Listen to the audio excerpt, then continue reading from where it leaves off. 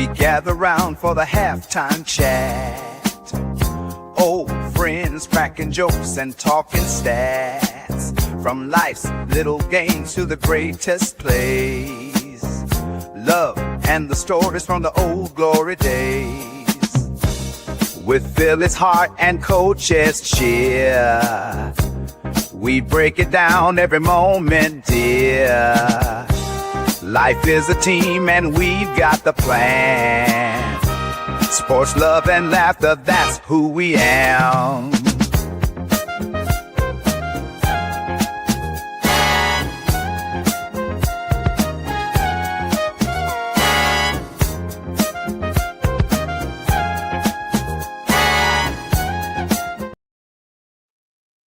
Peace and blessings, everyone. The dynamic duo is back. So really excited and appreciate everyone tapping in for another episode of the Halftime Coach and Adjustment Show, episode number 38. Man, we are grooving it. We are moving and grooving, bro. Sorry really about not being around for 2 weeks. I ain't been getting home till late, man. 8 o'clock at night, I am spent. I'm just tired. I'll be puppy dog. I feel you, bro. I mean, hey, life happens for all of us. You know it's happened with me too. So, It's kind of funny. Everybody's like, why ain't he been on? I'm like, I really have a job before this, I got a job. And my job, I'm peaceful. I'm just salary. So they just ride me until shoot, I die. They don't. It ain't like a 9-to-5 job with me. Construction's never 9 to 5. It just keeps going. Exactly. So appreciate everyone tapping in. Make sure you guys hit that like button for Halftime Coach Edd, the Aboriginal Sports Network, as well as the Hardcore Sports Network. All that information is there in the description, man. So sub up, get notified.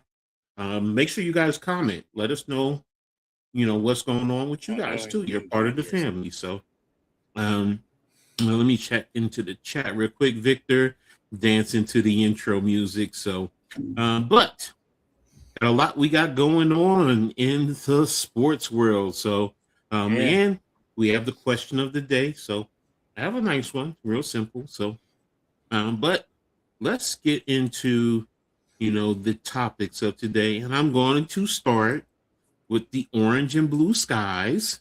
So far, let's both of us give our thoughts and chat. Let us know your thoughts on the final so far. So, but how impressed have you been with the Knicks so far at halftime? I am been super impressed. I mean, I thought the Spurs were going to be like, really with them, but the Knicks got another gear. They just have that. This is what I mean when I say another gear. You can sit there. The Spurs could be winning, and the Spurs are sitting back. I mean, the Knicks are sitting back like, wait a minute, it ain't over yet. All right, guys, let's turn it up another notch. And that's what I mean when I say another gear. When you think the Knicks are done and they're out and they don't have no more energy, they have the other energy. They kick in this other gear. That's what I'm always talking about. And that's what you watch what the Knicks do. They're all over the place. And then you have Brunson. He sits back when you need him. He's there, and when he don't always have to be the main eye, because you got Hart, you got Robertson, you got all them guys. It's like, all right, he can play back, and then when you need him, then you have to worry about him. It's that you got a full team there. And that's why I thought you guys were going to do it last year, but you guys got hurt. You guys got hurt. I thought you should have went all the way last year. But I was wrong on last year, but I was a year behind. I'm a year. Well, Too early. since you went there, I like that. That was cool.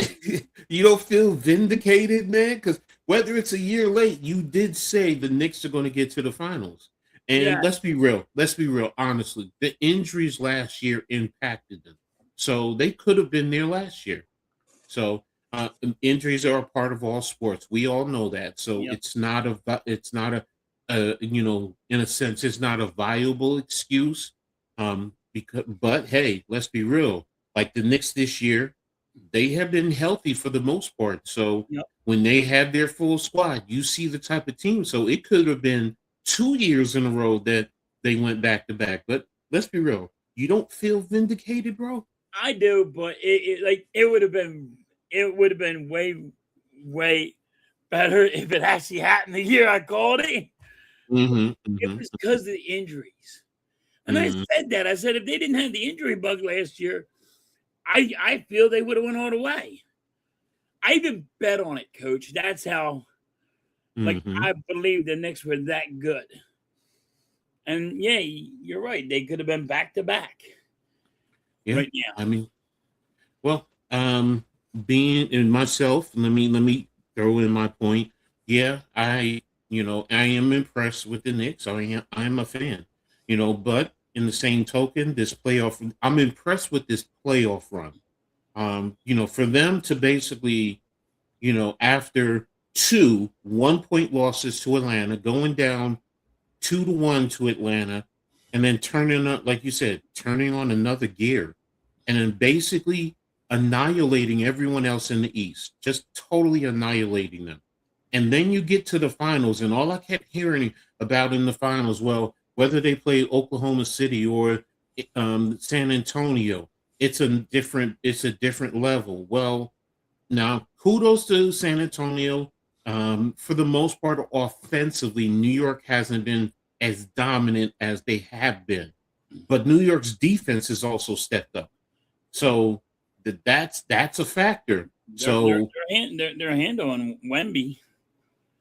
Well, he broke out in the second half yesterday because he ended up with 29 points. So, kind of, you can't shut. You're not going to shut him down. You just got to maintain him, and that's what they're doing. Well, San Antonio's youth is a factor, and part of that goes into the next question. Can New York close out the series with a sweep now that it's back at MSG?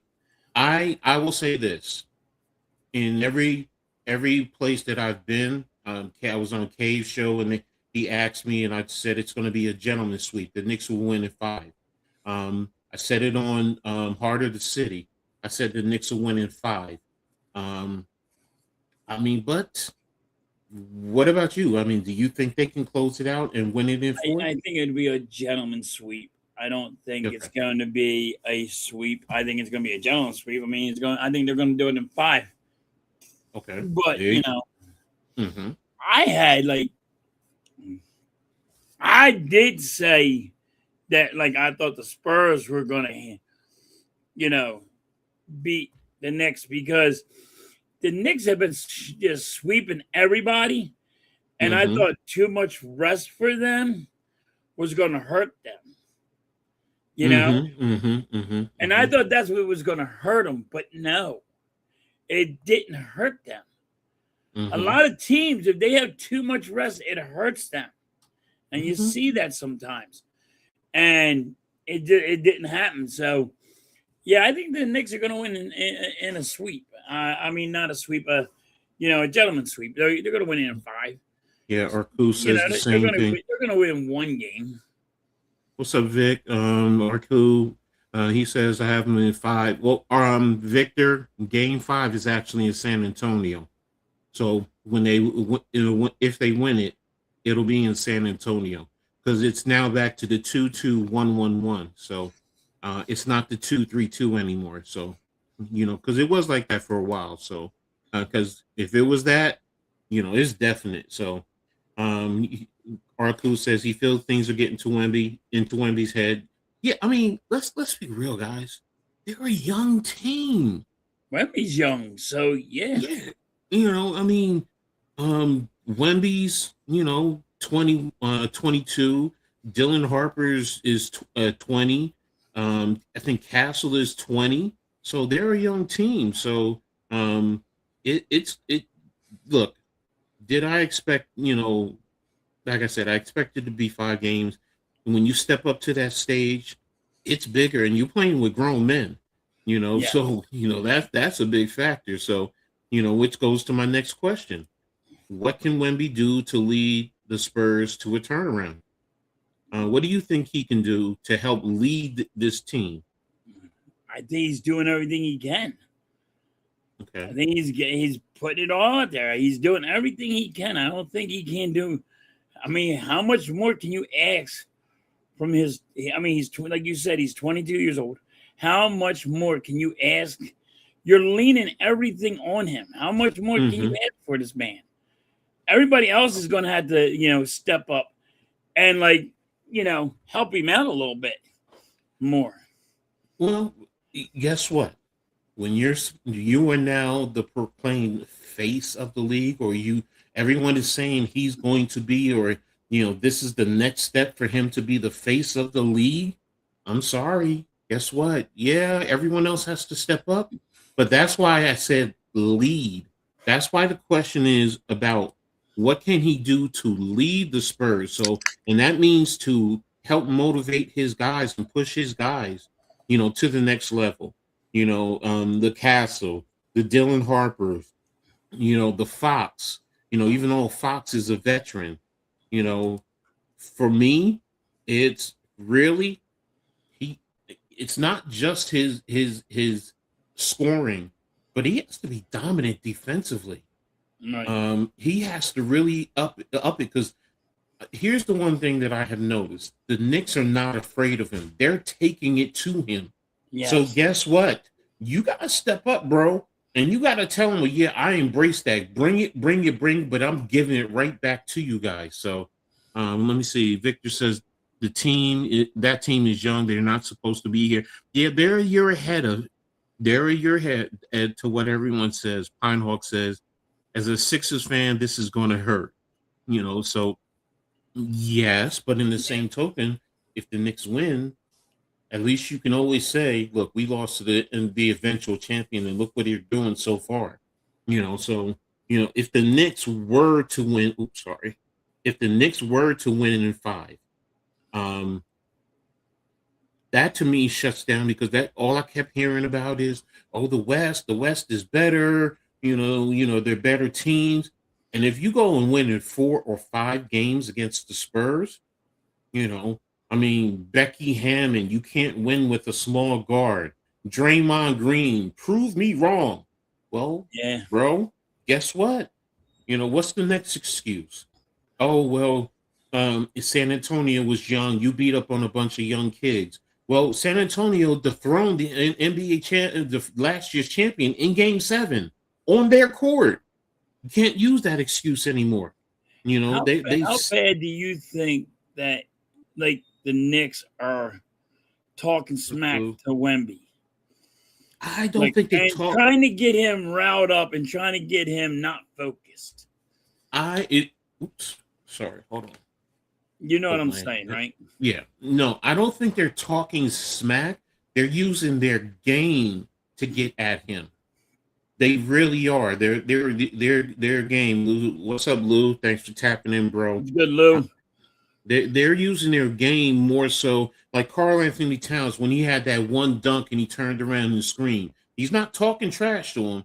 He's just saying, look, this is a grown man. I drove right past you and dunked it. And then OG, when he went from the baseline, from the corner down the baseline with Wemby behind, and went up and dunked it, and Wemby was right there. He was right there. So that's what they're doing. They're getting in his head. I will admit that. This is what I forgot to do. Sorry, guys. I need to put this on. They're getting in his head in that regard. So, which is, look, as a competitor, that's what you're supposed to do. Rasheen, what's up, Coach Ed? The young thing to me is not in it. Yeah, he got a few years in. Magic helped. Yes, exactly. Magic led the way when Kareem was done. back in the day. I totally agree with you. That's why. Yep. That's one of the reasons why I was always a Magic Johnson fan. So we having a block party. I said, there you go, bro. There you go. There you go. You know, we having a block party. So, but as far as Wemby, what he can do, like I said, you know, he defensively, he got to step up to the challenge. And I will say, like in the huddle, he is imploring his guys. So to your point earlier, you said the other guys have to step up. Yes, they do. They do. I'm not going to diminish that. You know, I was thinking Dylan Harper was going to be consistent and probably getting a 20 piece out there in both games. Now, he started good, but you know, it didn't. Now, some of this, I'm going to be honest, I am questioning some of the coaching. Coach is young. This is his first time at the big stage, you know. So, and it's the same thing with Mike Brown when he first came out with Cleveland. You know, you know, and they made it to the finals, but they lost. You know, he's young, and this whole organization is young. I am overall impressed with San Antonio for what they've done, but you know, Wemby defensively, he has to dominate. You know, literally in a sense, shut down the paint. He has to totally shut down the paint. You know, you can't let Brunson come into the paint sometimes and, you know, get his up and under moves. You know, yeah, you got to be there. And he should be getting 5 to 7 blocks a game. I know that's high expectations, but that's what I'm talking about. You want to be the face? You know, MJ, back in the day, now he wasn't getting blocks, but what was he doing? He was getting steals. You know, he was getting deflections. You know, he was being a problem in that manner. So, and that's what Wemby has to do in terms of stepping up. So, Charles, what's up, man? Thank you for tapping in, brother. Appreciate that. That's right. Everyone hit that like button. Appreciate you. Okay, buddy. You are 2 lanes away from the chip. Congrats. Hey, look, I appreciate the congrats, but last night I did a tweet. I said, it ain't over. And it's not. Ain't over yet. They can come back. Honestly, they can come back. In all fairness, they can come back and win 4 straight. Then we're going to be having a different discussion. Now, is the expectation on the Knicks now? Yes. You know, but we'll see. Great. Nick says, great to see you back halftime. Yeah, I've been working my ass off, Nick. I've been working the 8 o'clock at night.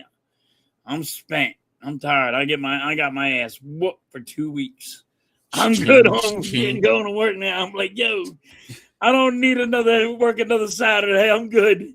I put my time in. Hey, there's that cha-ching, though, bro. But I'm not salary, Coach. I get paid the same if I don't work, if I do work. Right. Well, okay. That's what sucks. I feel you, bro. I feel. Nimmer says Knicks in 4. Blue, if Torts and Carter Hart win and the Knicks win, it's going to be hard for us. Yeah. Yes. Yeah, that's true. And Hart's the guy that's really making it hard. You know, he's stepped up huge for the Knicks. Okay, Nick. I think you were a little bit late because I actually had this. I made this up for halftime. So yeah. I still love it. It's so good. He said it last year. We know it. So I'm with you, bro. You know, he is a year late. So doing well. Thanks. I appreciate you, Charles, for being here, man, as always. So remember 26 Dallas won the first 2 in the yeah, exactly. Yep. Yeah. So, you know, you can't just say it's there. Now, I'm probably going to be more inclined to say it's done if they win on Monday. Yes. So you can say if they win on Monday and they're 0-3, then it's over. Yeah. If Josh Hart is the heart, no pun intended, and the soul of the Knicks, halftime loves those offensive and defensive rebounds. Yeah. Listen, that's it. How do you think you win a game? You got to get the rebounds. Exactly. Right, Nimar, we definitely have to win game 3. The Canes won game 2, though. Should be a great run. Yeah, we're going to get to the hockey in a little bit. I do have stuff for that, too. So the Knicks really have to go hard in game 3 because if they don't, it gets exactly, Rasheem. Yes. And look, it's going to be in MSG. That's the biggest thing. It's home.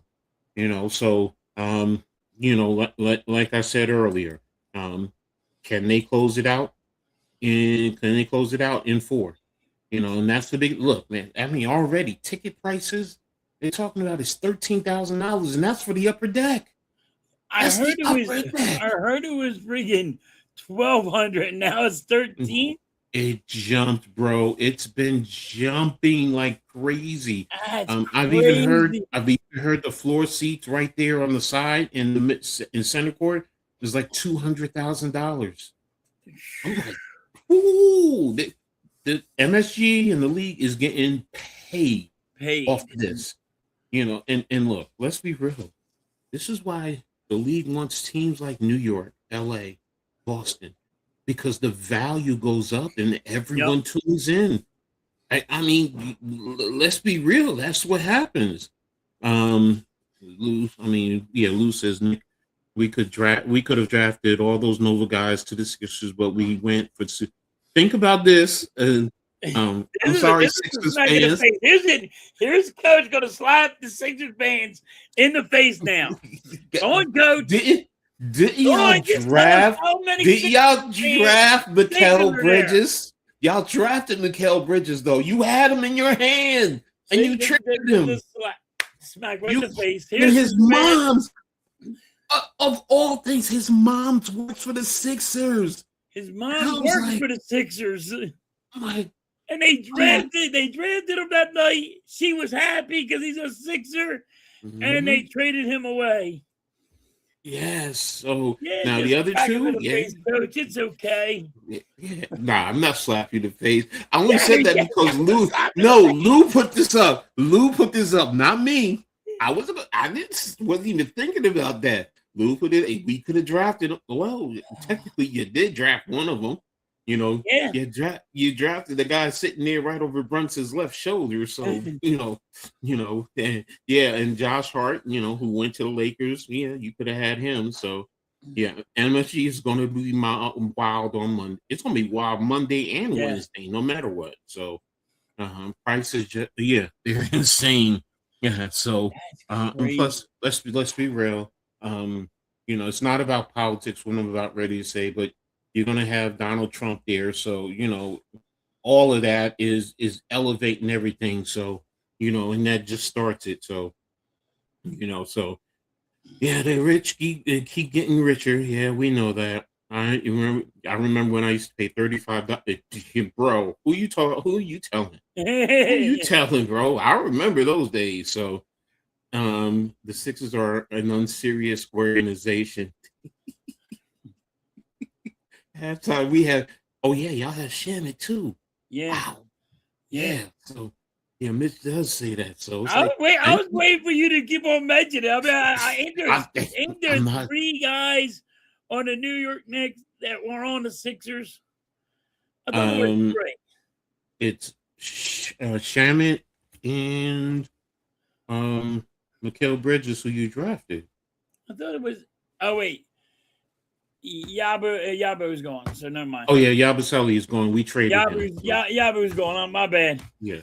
No. I got you. Yeah, technically you were right because he did start the season with us. So right. The Sixers are pathetic. Just call it what it is. True, the value goes up, but the NBA does too much trying to rig. Look, don't get me started about rigging of the games. I think I have something. Hold on. Yep. I have it all queued up too. Let me close all this down first. So, and it's Jiminy Cricket, Edward. Here it goes. Share screen. Let me go to share. I swear my hands are like the worst thing on earth. So we're going to listen to this little rant. It's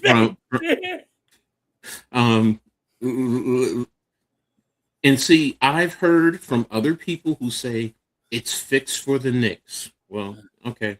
Here we go. So now that I've cooled down, I want to talk about a few plays from this game that really fucking drove me nuts. So Knicks are up 11, 6 minutes left in the third quarter. I want you to see who calls this foul on Karl Anthony Towns. First of all, they call it so late. But check this out. It's not the ref right here. It's not the ref right here. It's Tony Brothers from fucking 40 feet away who calls the foul after Wemby misses the shot. So Towns has 3 fouls now. Very next possession, I couldn't fucking believe this. They get Towns for this ticky-tacky shit. How do you call a fourth that is a foul on somebody in That's the on NBA Castle. Finals on this? Yeah, but Towns got a foul on Towns too. He had I mean, to you sit the could rest have of the third quarter. Oh, By play. the way, next play right You could've went here. either way. Let me hear it. I can't hear what you're saying. Go ahead. You could have went either way on that foul. The initial phase was on Castle, because if we go back and we could take a look, let me see, where is it? Yeah, right here. Right there. His arm was underneath Now his other arm. No, see right here, Castle is behind him, right? Yes. How do Watch you what call? now Castle is grabbing him. You see his right He hand on got his arm, Towns' he chest, got his right arm under his. and then he's reaching around. Balance. Now look, his left hand, Now his left arm is reaching around him. yes, and now he's And that's what they scooping call. up. They call the chicken choke The NBA on Finals Towns. on Knicks. Exactly. Are you fucking me? He had to sit the rest of the third quarter. By the way, next play And right here's- here. This one is the most egregious one. I'm going to be honest. This is the most egregious one for me. They called this a technical foul. A technical foul on Mitch Robinson? You want to call double technical? Sure. You want to warn both of them? Sure. But Wemby pushes That's not a foul. No, That's not a foul. That's a foul on Wemby. That's not a foul him right on here, Robinson. and you give Mitch a technical. But that shows you they're going to try to protect Wemby, and he's the face of the the league. NBA. Exactly. Possible. If the Mitchell Robinson play No, this is a technical, then this one has to be one. watch First of all, this is the same dumb pencil neck ref that called the foul on Robinson. And then Fox pushes this. Thank you. That bridges right in front of his eyes. Like, if you call one on Mitch, that has to be one. and that right there is what just that's why when people say, "Oh, it's fixed for the Knicks," are you kidding me? Are you kidding me? Seriously? They're fixing it for the Knicks, but you see right there, and here's the thing, because on Knicks Twitter we've been talking about this. This is one thing: when Tony Brothers is reffing the Spurs, do you know they said the record is 14-2 that the Spurs win, 14-2. I do hate. And then when those referees, they got side bets going on. But it's fixed for the Knicks. And then here's the other thing: when Tony Brothers, this is why Knicks fans hate Tony Brothers. They said when he referees the Knicks games, the Knicks win 2 games, and this is before this game yesterday. But the Knicks win 2 games, and they lost. I believe it was 9 games. So I just say when people try to hit me with that or it's fixed, no, spare me with that, because right there, that's evidence, and that's why I'm a coach that always says my eyes don't lie to me. That's a foul. Those are foul, and let's be real. During the course of the game, the way they were hand checking Brunson, you mean to tell me you're not calling that BS? But you were ticky-tacking with New York. It's true, Coach. I was pissed when they traded Bridges. So many bad moves by the Sixers. The process led to the Celtics and the Knicks title. Okay, there we go. God was on the Bills. Yeah, we got that. Oops, wrong one. Hale Bridges has been excellent. Josh Hart's played a lot better in Madison Square. Oh, and yeah, and one last little dig to the Philly fans. Don't forget, not only did they play at Villanova, I know Brunson was born in New Brunswick, New Jersey, but his early part of his life, he grew up in South Jersey, which is why he's an Eagles fan. And Josh Hart is from Delaware, and Mikael Bridges is from Philly himself. So yeah, you had them in your own backyard. So but hey, we give them love, and if you can make, as they say, if you can make it in New York, you can make it anywhere. So halftime, which is the Sixers play defense as well as the Knicks. That ain't a lie. That's straight up. Yeah. I cannot stand the way the Sixers play defense. Got you. And these fans are like, well, that's how you play defense. I'm like, no, it ain't. I play basketball. I might got kicked out a lot of goddamn games, but you don't play like that. You don't leave people wide the fuck open. No, you don't. So Nimar, Tony Brothers, he almost did. Watching all sports and watching the NBA my entire Adam Silver's refs, trying to rig games. Lou, I'm with you. Deep down, hates the Sixers. I don't think he hates the Sixers. It's disappointment. I love when Charles Barkley was here. I love bringing Iverson. I love the Sixers. It's just I don't like how the ownership and the general managers and the coaches run this organization. When you're sitting there and letting Embiid, you sign him to a big contract, knowing he has a serious injury. I don't care what anybody says, does not make sense. You should have traded him. Should have got rid of him, got something for him. You could have got 5 first-round draft picks. Hey, bro. And now you can't get nothing for him. I understand, bro. It sucks. Look, don't forget, I'm a Knicks fan. These last 26 years have been not 26, roughly before Brunson got here. So I know some people say 26, but I'm gonna say 22 years, 23 years, because Brunson's been here 4 years. So they actually tried to put their finger on the scale. Scott Forster is literally called the extent, because he sends. Yes, he does. Yep. Lou, yes, he does. I don't think the NBA is NBA. No, it's not that scripted, but I would say pro sports in a sense of reality TV, because they want to script certain things. They want to create content to draw people in, because it's about the money. They got to try to. So they got to try to make drama. They got to try to make a storyline. So in that kind of way, yes, but they got to try to make it, hey, this is a game to watch. Like if there's bad blood between the Lakers and the Knicks, or if it's the Spurs or whatever it is, the bad blood, they're going to try to put that out there because it's must-watch TV. That's all they're trying to do. Yeah, and Lou, you said it best. He's a marketing guy. He wants to make it entertaining for the casual, because that's really what it boils down to.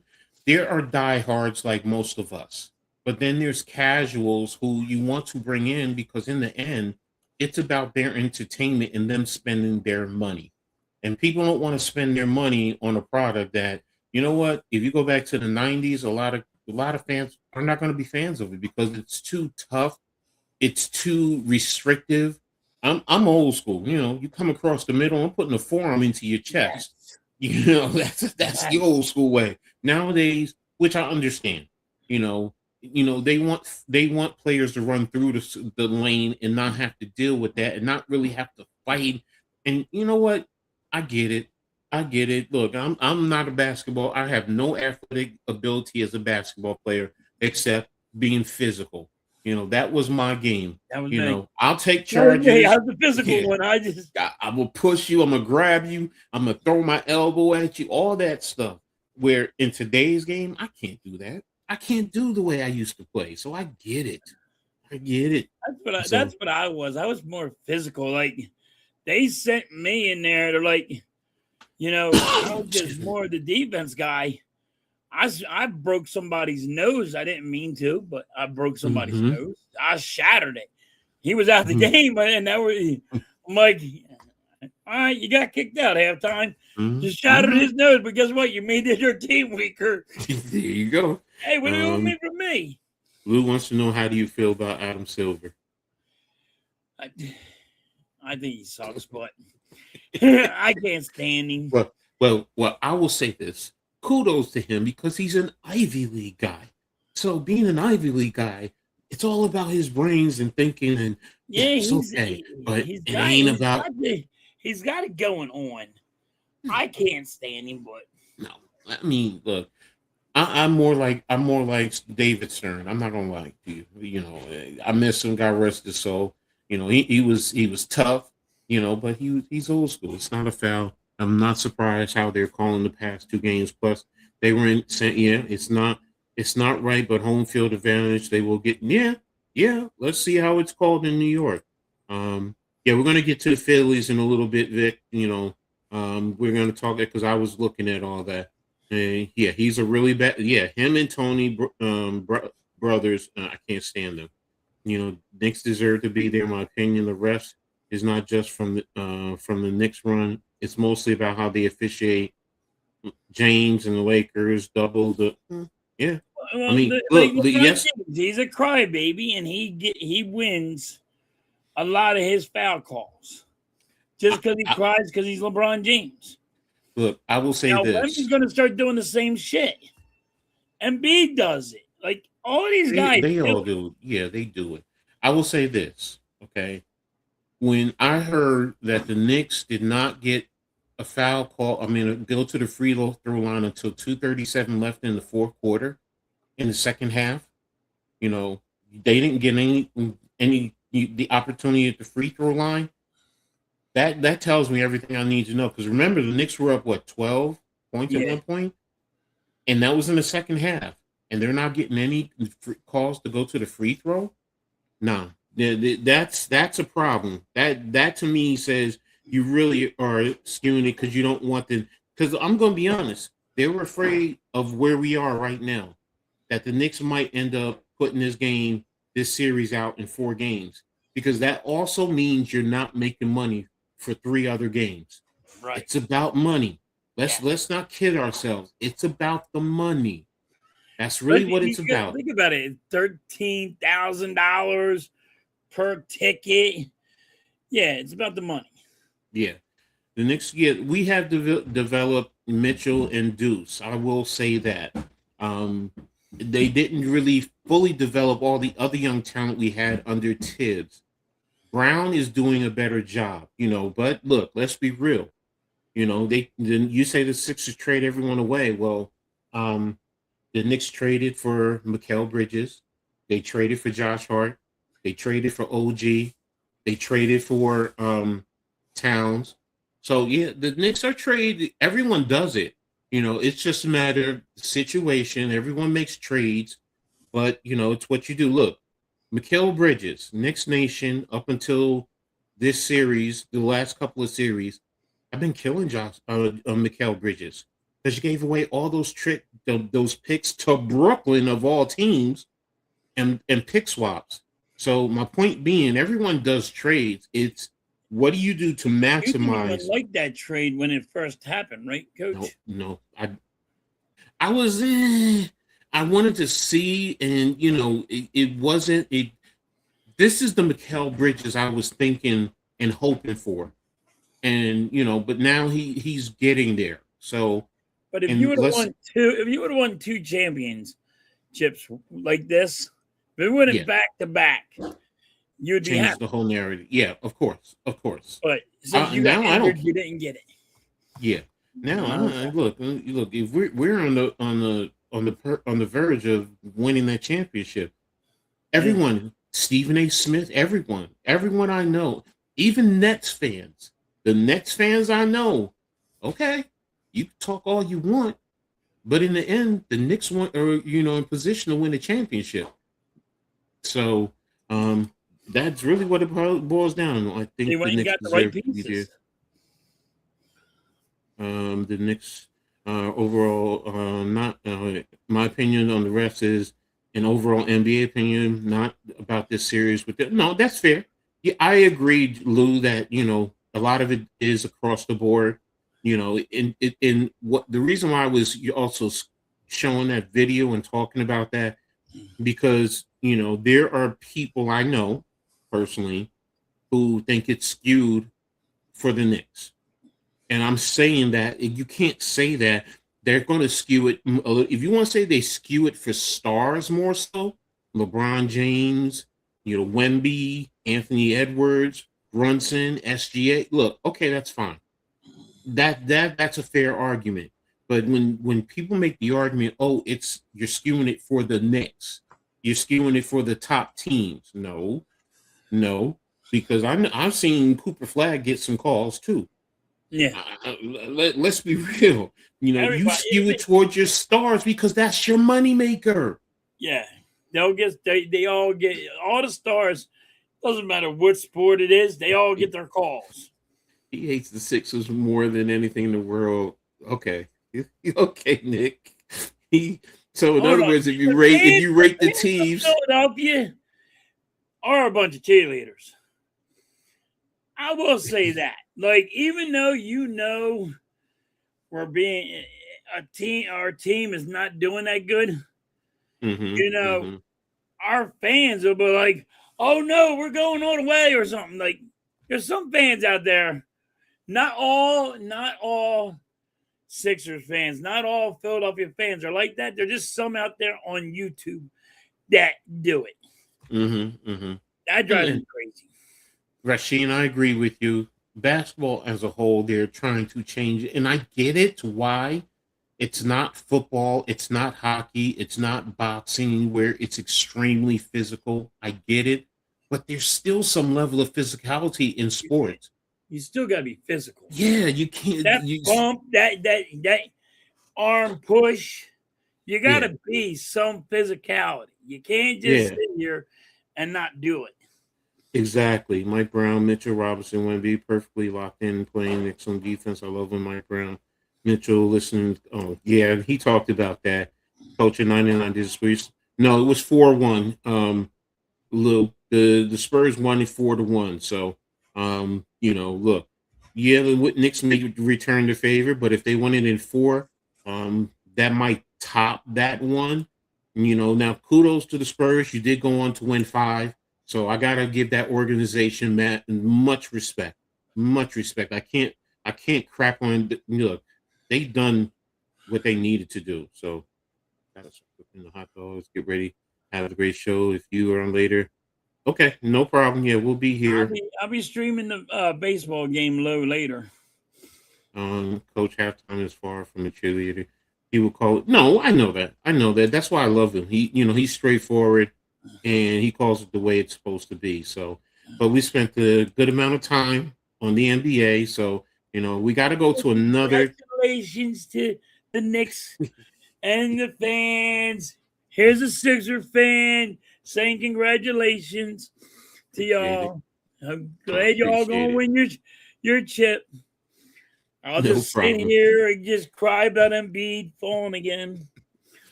Well, we're going to get on to the hockey now, the other championship. Oh, my God, here we go. But here, look, what to watch for. I was reading this article on ESPN. Here it is. And I highlighted something, okay? What to watch for in Game 3. And it surprised me. It says the winner of Game 3 in the best-of-7 series tied 1-1. Has gone on to win the series 67% of the time in Stanley Cup history, a 250-126 record, including 6-2 this year. In the Stanley Cup Finals, the winner of Game 3 in that scenario has gone on to win 77% of the time. 24-7 is the series record. Did you know that, Halftime? No, I didn't know that. Yeah, so this tells me, in terms of this game is the magnitude and of this whole series has gone up. I'm like, wow, it's different from a lot of other sports, So, and that what that's telling me is it doesn't matter if you're the home team or the road team. If you in game 3, you have a high percentage of winning the series. And to go even further, it says the Hurricanes have a 7-6 record when tied 1-1, including one win in this year, while the Golden Knights have a 9-4 record when tied 1-1, including 2-0 this year. So right now, that's telling me it's a high percentage that chance of the Golden Knights winning, and it's in Vegas, if I'm not correct, right? And it's in Vegas, I believe. Yeah, so that's gonna take it up. And the last thing I wanted to touch on before we start talking is, if one team goes up by multiple goals, do not turn the game off. Both teams have a multi-goal comeback victory this series, and this is the first time since Game 3 and 4 of the 1942 Cup Final that there were consecutive multi-goal comebacks with one by each team. So it's telling me, one, this game is really that more important. It's that much more important. And just because somebody goes up by multiple games doesn't mean it's over, because you had, the casual fan like me who might tune in probably would have said, oh, if it's up, there are 2 scores, I'm like, all right, it's over with. No, as a casual fan, it's going to keep you in. But go ahead. Last game went in overtime. It was Okay. 4-3. Mm-hmm. I just don't want Vegas to win. I hate freaking John Tortorella. He's the coach. And I don't like Carter Hart because he was a Flyer and he went freaking on a goddamn cruise and started doing some crazy shit. Vegas is going to win, and it's going to slap me in the face. But it's really going to be hard. It's really going to be hard to deal with John Tortorella. We getting rid of John Tortorella. Him coming late in the season and for the friggin' Vegas Knights and becoming a coach and saying, "Oh, look, I changed it all around and we won a Stanley Cup." And I can't stand that coach. What is it about him that you don't like? Huh? What is about him, the coach, that you don't like? He's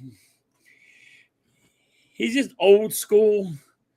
And the way he does it now, he just like, if you don't do it his way, and he don't try to find a, halfway point. He'll bench everybody just to prove a point, his point's right. And I just can't stand him as a coach. So he's my way before the highway type. Yeah, it's his way or highway. Gotcha. And he shouldn't even be a coach right now. He should be a goddamn commentator. And where he was, but Golden Knight fired their coach and picked him up. Got you. Rasheen says he's a casual hockey fan, and would this be Vegas's first cup if they win it? No. Okay. They have won the cup before. I know Carolina won. I believe Carolina won it before also. Carolina won it okay. Before. I think it was last year, wasn't it? No, I thought Carolina it was. Won it in a couple of 2 years ago, maybe. And then Vegas won it too. They both won the cup. Florida won it last year, the Panthers. That's right. That's what it was, the Panthers. Yeah, I remember it was a Florida, because I was like, oh, damn, a Florida team wins a hockey? Because you don't think. Vegas has won the cup. Okay. So, but they went and got the best players off of every team. They were a new franchise, so they got to pick out of all the teams a great player. Gotcha. So, well, what's one strength for each team, and what's one detriment that you could say for each team that the other team could capitalize? Starting with the strength, What's the strength for Carolina? Coach, both teams are really, really fast. Okay. And they're really physical. This Okay. is a great Stanley Cup. Don't get me wrong. If you guys want to watch some hard hitting sport right now and fast, you got to watch this Stanley Cup because both teams are fast, both teams are physical, and the goalies. You're like, how did that dude get from one post to the other that fast? And what a crazy save that was! I mean, both goalies are great. I mean, I've been watching and it's been outstanding. I'm like, damn, this is why the Flyers ain't ready yet, because how fast and physical these two teams are. And I'm a big Flyers fan, and like I always say, we're not the bullies that we were before. We're not as physical. These two teams are physical. These two teams are way faster and physical. You're like, and they have that other gear, both of them. So I can't knock one or knock the other. They're both great teams. I do think Vegas is going to win the Stanley Cup, but it's been just mind-blowing how great these teams are. Well, what's one thing that, say, for Carolina, that they could take advantage of on Vegas and vice versa, where that Vegas can take advantage of on Carolina? I think there are other lines. So you got line 1, line 2, line 3, and line 4. I think their lines are stronger than Vegas. Okay, and what about with Vegas? What would they take advantage of Carolina on then? Their goalie, their defense. Okay. Their defense and their goalie. They don't, like I always say, get it out of your zone. You don't let a team set up where they can have the perfect shot. And Vegas don't let that happen. Okay. See, and that's but I think Hurricanes' lines are stronger. Okay, that's something that we needed to know. There was somebody asked a question about hockey earlier. I do think Vegas is going to win it. Just because I don't like John Tortorella. Okay, yeah, there it is. Canes 1, Game 2, those should be a good Game 3. That's what it was. Okay, yeah, all right, that's what it was. I knew somebody had said something about hockey earlier. Right. So, and I know somebody asked about the Phillies, but anything else you want to add on about the NHL championship? No, like I said, if you want to really watch some hard hitting, some fighting, some being physical, tune into the fucking Stanley Cup, because this one is a real physical one.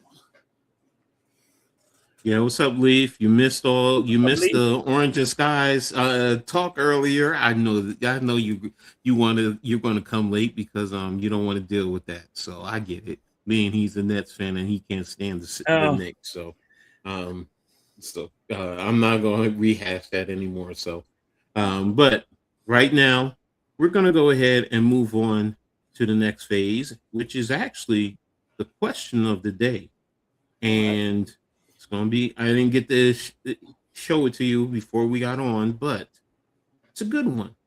Okay. And the question of the day is, what does success mean to you? Could be anything. Could be in sports, your personal life. It doesn't matter. What does success mean to you? Well, that is a good one. You're just accomplishing something that, maybe you didn't think you can accomplish. So that's what it means to me. You had success in something you didn't think you couldn't accomplish. That's a good point. Excellent point. Yeah, that's true. So and that could be anything. So to me, that could be your marriage. That could be like you going and hit the damn lottery. It can go any which way you want. No, exactly. So, and I agree with you. So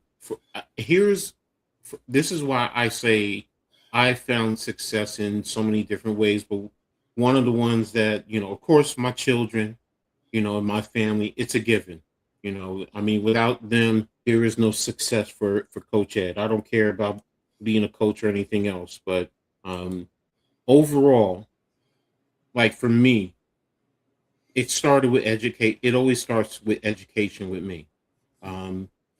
As a kid, when I was in Catholic school, they used to call my mother and they used to say, Mrs. Gladney, Edward is an outstanding student, nothing but A's, but he's always just daydreaming out the window. And, my parents try and talk to me and, I tried, but, and then when they pulled us out of Catholic school and sent us to public school, number one, I was 3 grades ahead academically. So I'm getting in school and I'm not gonna lie to you, in high school, when I started, I was getting C's, D's, F's after nothing but A's and B's. And I used to really frustrate my father because all my tests, every last one of them, nothing but A's and B's. And he's like, why? But what we had come to find out later is I needed AP classes. Like when they put me in a high school as a freshman and they're giving me algebra 1, I had that 3 grades ago. I'm like, literally, I mean, you're giving me something that I had in the 6th grade, so I'm bored, so right. And then of course when I went to college and I'm playing ball, it's a new experience. I'm chasing the girls, I'm chasing the cheerleaders, not really focused, low grades, then I got my girl pregnant, so you go on with life. But later on, I went to school, back to school, did it online, graduated with high honors. And because of those grades, I even got into Rutgers for my master's program. And I sat there and I thought about it. And I even said it to my mom. I'm like, Ma, I mean, it just seems so easy. And she said it. You just needed to focus. He's like, you could be successful at anything you wanted to do. You just have to put your mind to it. So it's, for me, it's in terms of academics, it's, you focus, put your mind to it. But when you do that, you can do anything. It's also a little bit of luck. I needed that. I needed the right situation because back in the 80s, I'm sorry, bless you, it's the early 80s. Sorry, I'm being real. They didn't have the academic push that you have now. It's just, you go in and you find your way. Where if I stayed in Catholic school, I think it would have been different because my mother and I talk about it all the time. Leaf says, to me, success is building a family foundation, relationship in lifetime, teaching, community unification. That's an excellent success right there. Yeah. Like, and I know everyone always puts it about money. Money is the key factor. Money's the king now. Like, let's be honest. But money is king. Yeah, but it skews the narrative because it makes it seem like if you have money, it's success. I know people who have money and they ain't successful. Sorry, just because you got money doesn't mean you an success. When you're broke and you're poor and you're struggling. Yeah, but I mean? It's like, okay, you get a little bit of success, but you're like, sometimes people look at the guy in the sky and say, yo, why can't you just cut me a break? No, I get it. Money makes things easier because you can purchase things or whatever. But sometimes people don't understand you got to work hard for what you get in life. You work hard, it's not hard. You're not working hard enough, it feels. Yeah. But what I'm saying is I don't put money as the end all be all, so, and I know people who do put money as the number one factor to be successful, where I'm saying success is about, like you, bro. I know you talk about money, but you with your family, that's the success I'm talking about. You put your family first. Yes, you want to get the money to take care of them, but you're going to drop. What I'm doing, I'm working friggin' 85 hours a week. Why am I working 85 hours a week? To get the money.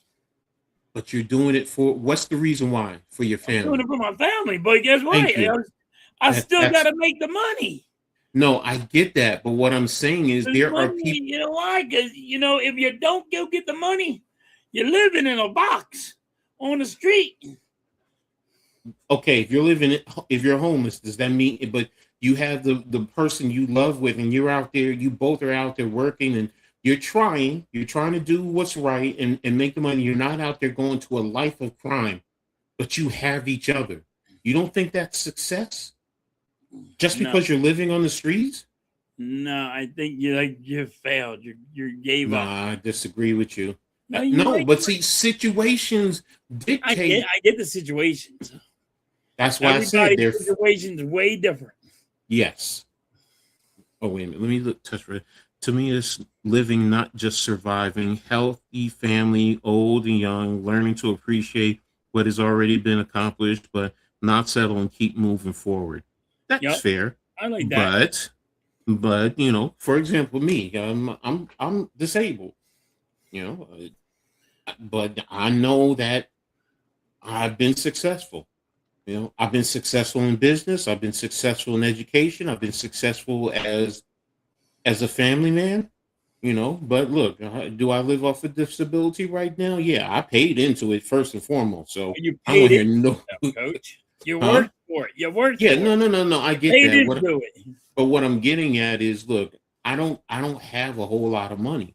I do what I got to do to get by, and I get where you're coming from. What I'm getting at is there are people that will even just turn their back on their family to make money, and I'm like, no, you don't do that. That's different. No, that's different. If you're going to turn your back on family because you're making money, that's different. Thank you, and that's my point. So, but yes, you do. I understand that you want to get money to purchase things, and you want to purchase a house, a car, put food on the table, clothes on your back. You got to put food on the table, and that's what you got to do.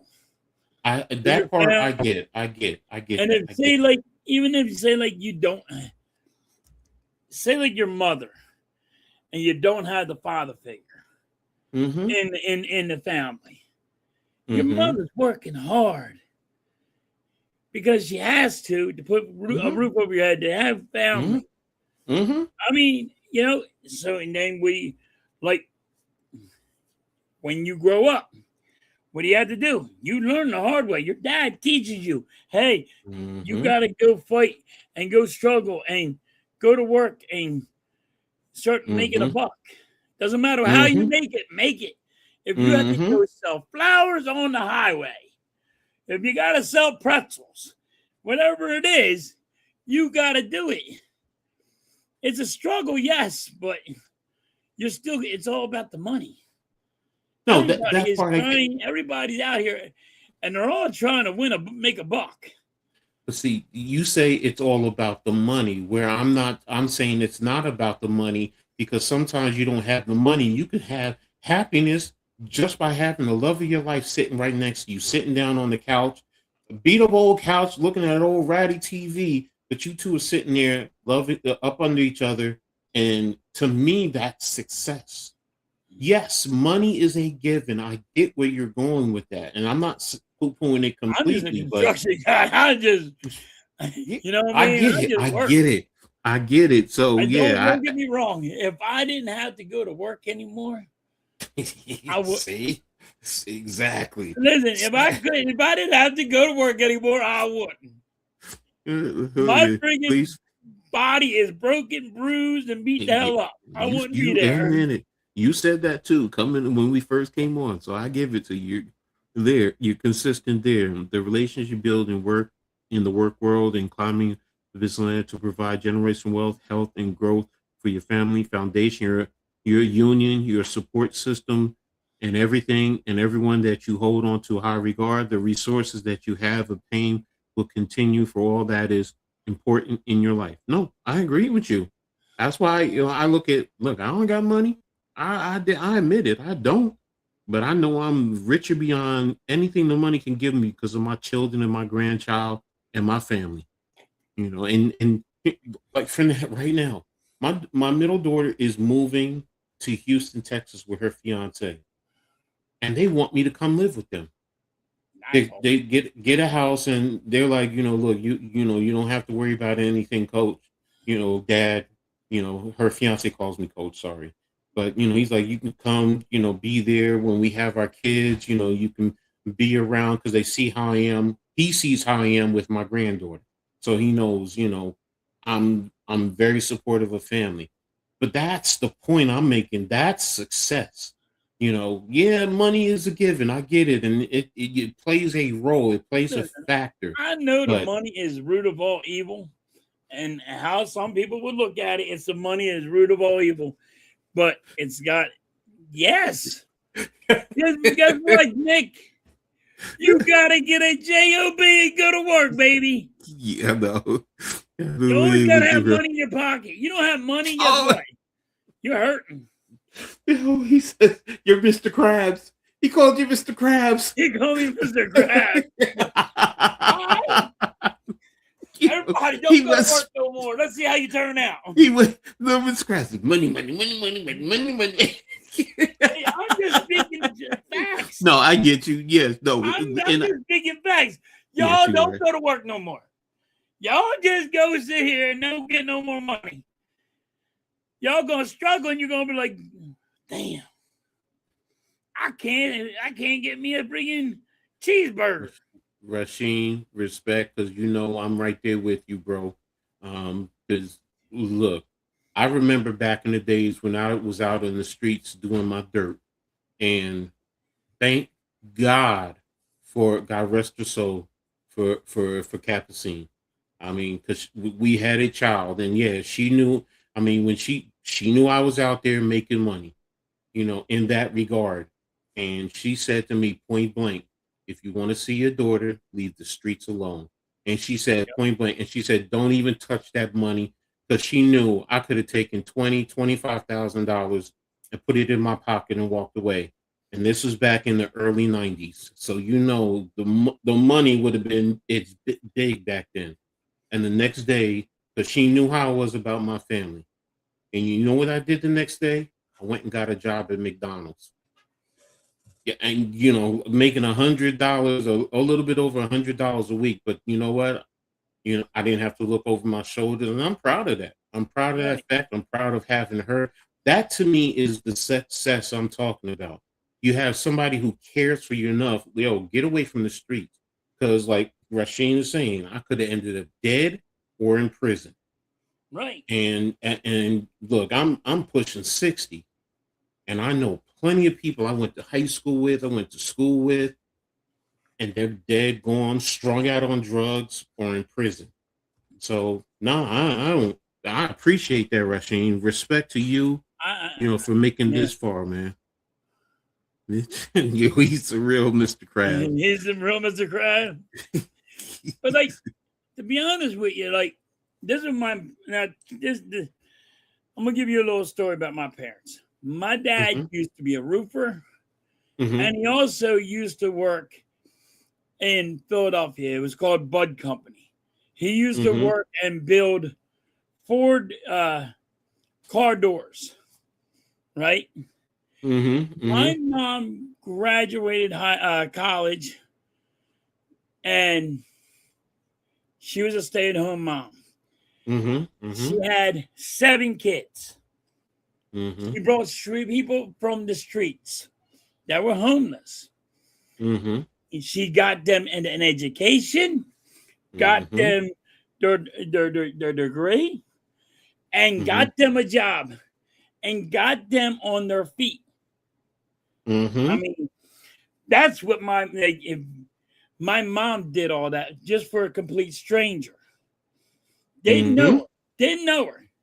Now, like if you go to the town, around my mom's way, everybody still knows my mother and my father and what they did for people that were homeless. And that's what it was. It was homeless people where they didn't have a house, didn't have clothes on their back. And that's what my mom did. And then and I see some of these people now. It's like, oh my God, you're there? And they're like, yeah, if it wasn't for your parents and it wasn't for your mom, I'd probably be dead or in prison because, you know what I mean? I would be robbing people. But my parents actually did that kind of stuff. That's why I said it's always about the money. That's why I go like that. No, I get it. I get it. When and you know what? I'm being very literal. That's my thing. Like my kids call me Captain Literal. And when I hear it's all about the money, no, it's not about the money. The money is a key part. But to you, it's about love, family, and support. Yeah. That's really what it is. That's the success. The money part, yes, it contributes and helps and gives you, the things you need to survive in this world. Like, bro, if it was all about the money, believe you me, you be pushing millions trying to push for billions. No. It's not about the money. It's not about the money. It's about survival and providing just a roof over your family's head, food on the table, clothes on your kids. If I can get millions, boy, I'll tell you, I'll be the first one to tell you, I retire. Yes, we all would. I get that, but my point being though, when you look at the two, it's not all about the money. It's not. It's about your family. It's about being there, being a protector, a provider for your family. Money helps, but believe me, bro, you are a protector. That's how you are the provider.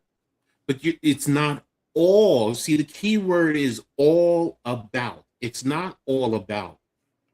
You're using the money as a tool. You're in construction. It's like whether using a hammer, a screwdriver, whatever, getting wood or whatever, brick, whatever. Money is a tool, but it's not all about the money. It's all about your family, and that's where you're successful. I get it. Yes, and I know what you're saying. I'm telling you now, it's all about the money too. I get it, bro. I get it. What's up, Blaze? What's up, my brother? Man, I appreciate you. Buddy? I appreciate you. Wait a minute. I have to do it. Wait a minute. Where the hell did it go? Hey, Blaze. I think you. Did you just say is getting? No, that's not what I said. I didn't say it's about getting wood. I was talking about wood, hammers, nails as a tool. I didn't talk about getting wood. You got wood? Wait a minute, Blaze. I think you're going to like this one. Wait a minute. 1, 2, 3.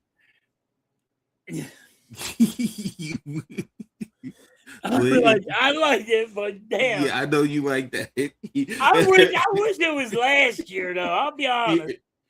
I know. It would have been better if it was last year.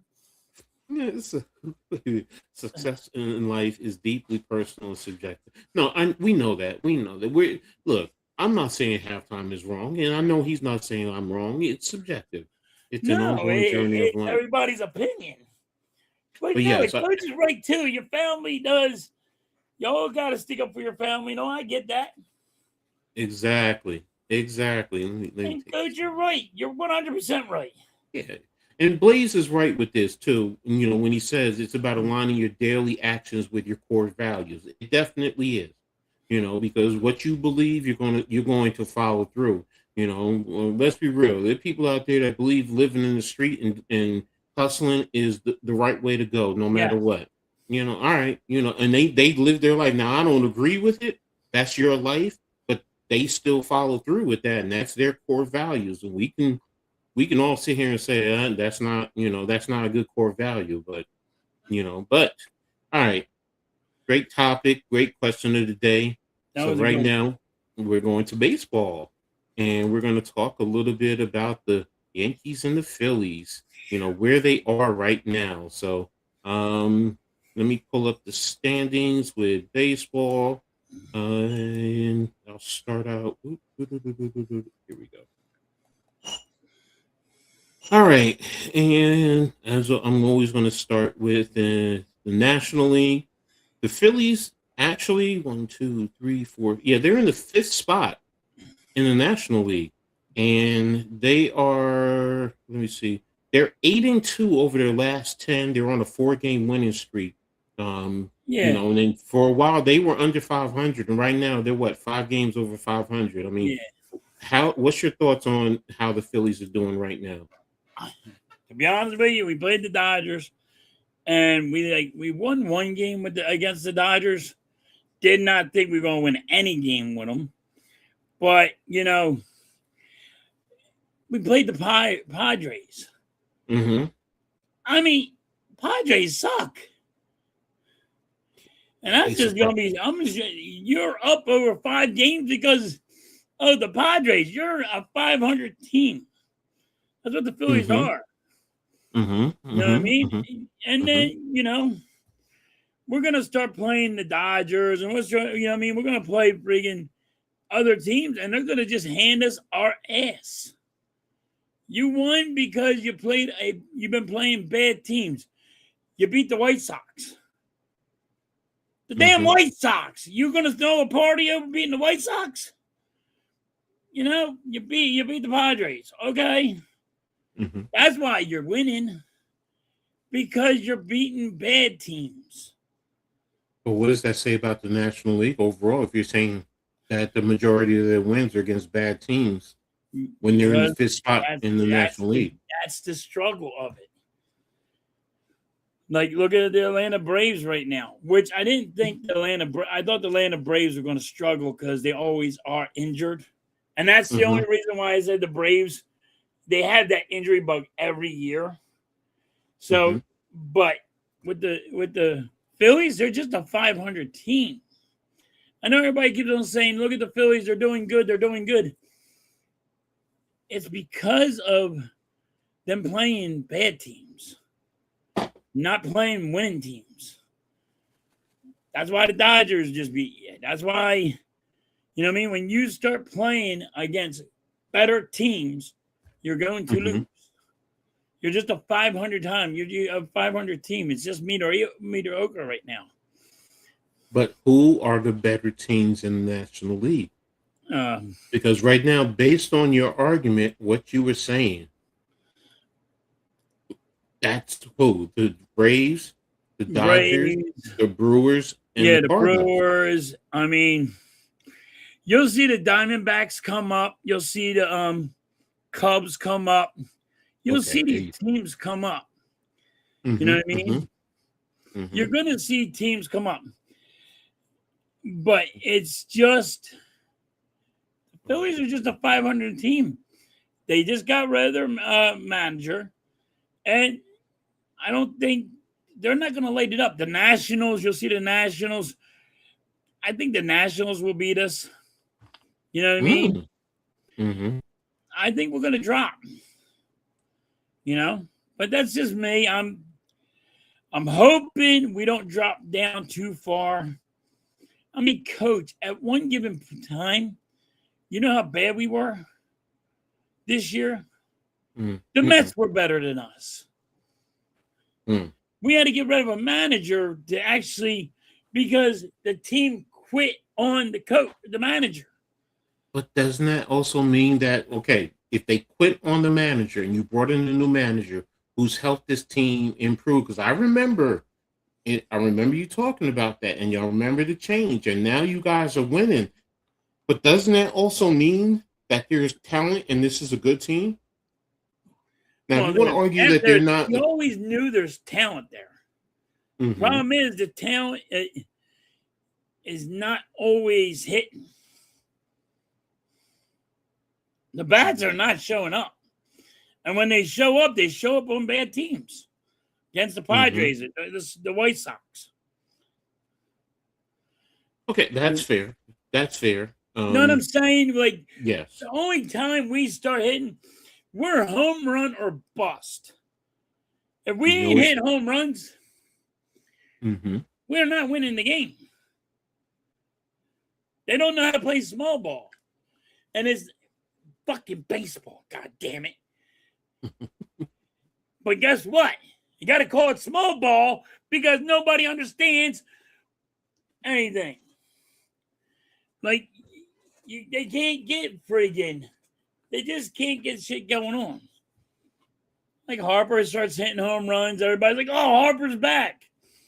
Garcia hit 2 home runs. He had his ERA was 86. He had 2 home runs tonight. I'm like, oh, look at Garcia. His hitting has changed. Garcia sucks, but he played the White Sox, and he hit 2 home runs. But don't you have that outstanding pitcher? Marsh is the best hitter. Here you go. Marsh is fucking dominant in the hitting. He's your best hitter. Yeah, Schwarber's at 23 home runs, 40 RBIs. Harper's at OBP of 369. And Marsh has 68 hits. Let's take a look here. I wanted to get average. Here we go. This is what I was looking for. Garcia is probably the weak link on the Phillies. And he hit 2 home runs last night. Yeah, Garcia is 204. Where's the home run? His home runs is right here. He has 43 hits. Home runs. Here it is. Garcia has. He ain't got no 43 home runs. He has 6 home runs. Yeah, he has 6 home runs. He just hit 2 18 ribbies. Yeah. Okay. Slugging percentage is 333. Okay, I got you. I see where you're going. He's a weak link on this team. But there's still talent. Turner's a talent. It's just when he wants to hit, can he start hitting? That's what they got to find out. They got to find out when these guys are going to start coming out of the slump that they're in. And if you're only going to hit when you play a bad team like the White Sox or the Padres, and we're screwed, blued, and tattooed. And here's your pitchers. Now, pitchers are fine. Looking for ERA. The pitchers are fine. The starting pitching's fine for the Phillies. And that's what keeps you in a lot of the games. Yeah, that's what I was looking for.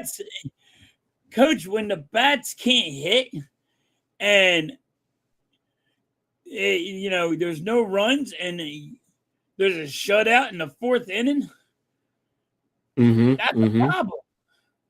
When you're paying Harper all this money, you're paying Turner all this money, you're paying everybody all this money, and you can't get a run in 5 innings, and they got a shutout, there's no hitting going on or nothing, they got a no-hitter going on, that's a problem for the Phillies. So you're the Phillies pitchers are helping. Keeps us in the games until we get to the bullpen. Clear this out. So let's get back to the batting, which is what you're talking about. So, yeah, I see what you're saying too. Harper's 265, Schwarber 246. So yeah, they're hitting home runs, 23 and 14 respectively, but you're really not getting much. Let me see, RBIs 36 and 40. So your slugging percentage 369. I'm sorry, 511 and 596. So I get what you're saying. Let me see. But yeah, walks. But that's small ball. What you're looking at is for small ball. We don't do it. We don't even bunt, Coach. We don't bunt. Even the friggin' Yankees will throw out a bunt once in a while. Not much, but they do. No, I got you. I understand what you're saying. They know how to, I call it placement hitting. Where, hey, all you got to do is put it over the infield's head. But put it in a certain spot where the outfielder can't get it and the infielder can't get it. And that's placement hitting. Phillies can't do that. It's home run or bust. That's all they do is swing for the fence. Hmm. Okay. And then I'm not like knocking the Phillies. They're just struggling, and it's you. Like I always say, Coach, What if you keep what I'm on putting taking the from what same product out there and looking for a different result, what do you have? Insanity. That's the definition of insanity. What the Phillies are doing. You're putting the same product out there over and over again, and thinking it's going to change. No, I get you, and I can't argue with that, disagree with you. I mean, yeah, you always have to make some adjustments and and see what you can do with your players. So, I mean, what I'm taking from what you're saying, ultimately, because you're looking at the ultimate goal, which is to compete for a World Series. Right. And when you're saying they're bad, is they're not in position to compete for a championship. They'll Right. probably make the playoffs, which okay, They'll fine. I don't think they'll make the playoffs this year, but if they hmm make it, they're one and done. When So I say they're bad, they're not World Series or yes, going exactly. in deep into the playoff bound. I'm not saying they're dreadful. You know what I mean? They're not the White Sox. They're not the Colorado Rockies. You know what I mean? They're not dreadful. No, I But got you. if you think you're going to keep on putting the same product out there and think with this team you're going to keep on winning, you still got a chance of winning the World Series, that's insanity. It's the definition of insanity. What the Phillies are doing. Yankees overall. Yeah, the Yankees are pretty much they're coming across the same as the Phillies in a sense. Yeah.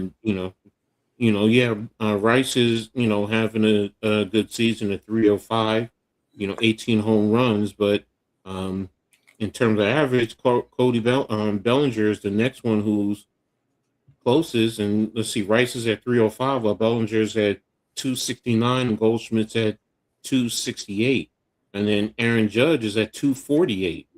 17 home runs, but and now he's out, and he's going to be out for a few weeks. So, it changes the whole dynamics of this roster, and but like I said, with the Yankees, in terms of the American League, I think they're a half a game, even though they're in second place in their division, they are what, a half a game out? Let's see batting. Clearly. Here we go. Yeah, they're a game and a half from the overall record in the American League behind Tampa Bay.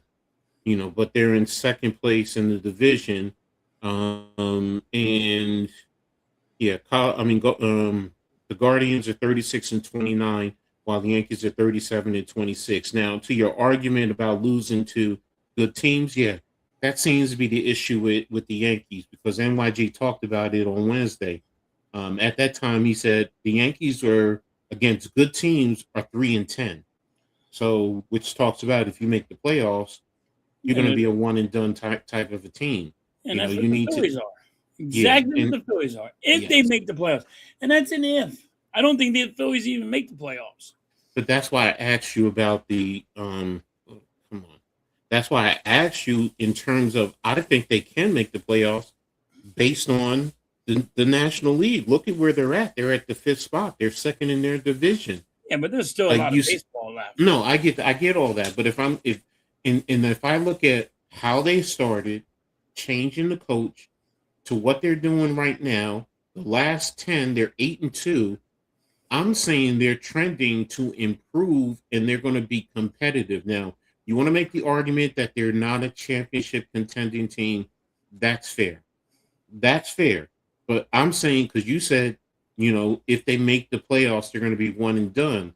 But if I'm looking at the overall landscape of the National League, I think maybe they have a possibility, because are they that much better? I mean, are they that far behind the Brewers or the Cardinals? are they in the same range as the Nationals and the Cubs that you said I are think going to possibly? I really do think the Diamondbacks Mhm. and the Cubs are going to go on a big winning streak, Okay. and then that's going to drop Philly.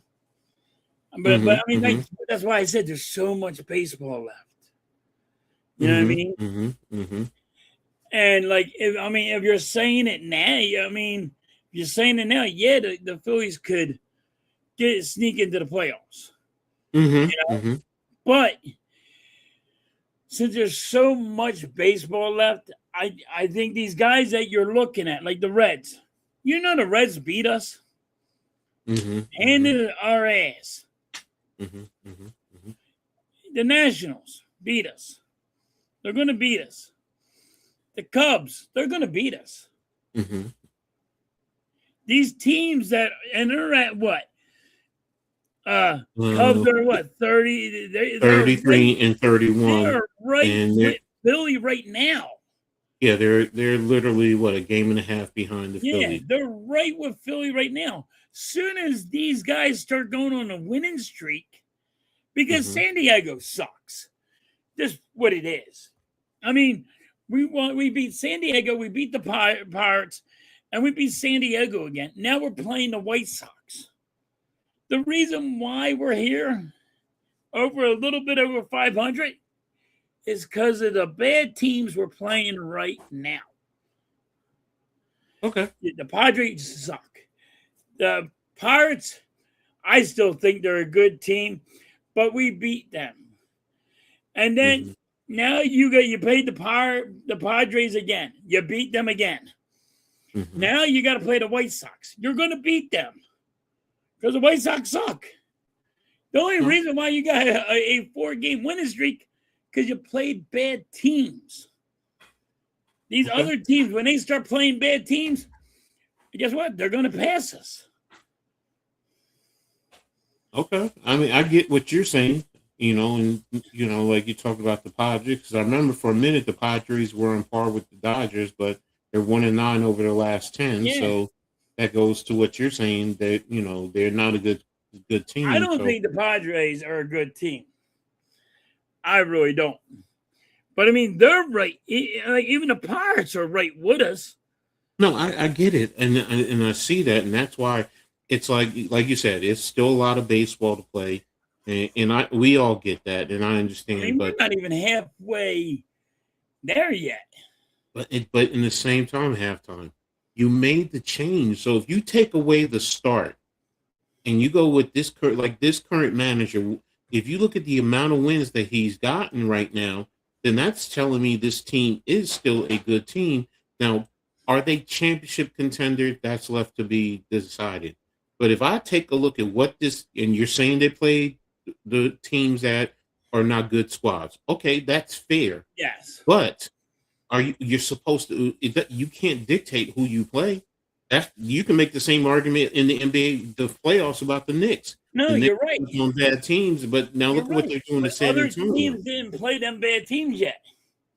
No, but what I'm saying is, as a team, you can't control who you play. You just got to go out and beat them, and that just helps you rise. Now, when you play the good teams, are you can you come away with wins at a certain point in time? And that's what Sure. I'm looking at, because based on when you do this managerial change, if he's getting the best out of the talent that you have on this roster, because ultimately that's what it's about.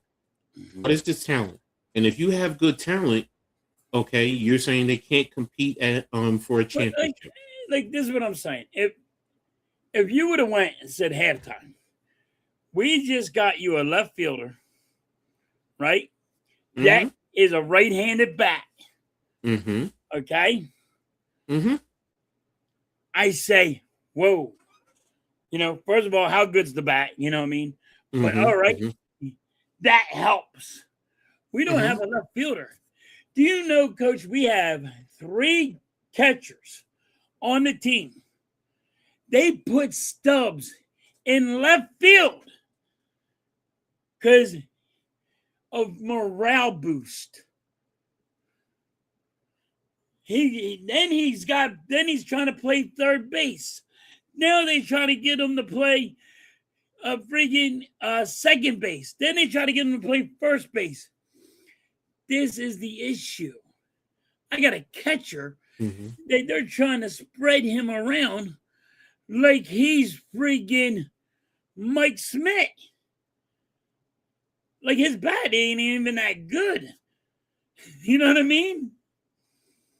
So give me a player out there in left field. Get me another bat, a right-handed bat, please.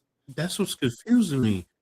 If Marshall is your left fielder and he's hitting 332, but you said you don't have a left fielder, that's right. He's because they spread him around. He plays left field. He plays center. Marsh is playing everything. I got you. You need another left fielder when Marsh is not playing left field. When he's playing center, use your left fielder. They're putting Stubbs out there. They is a catcher.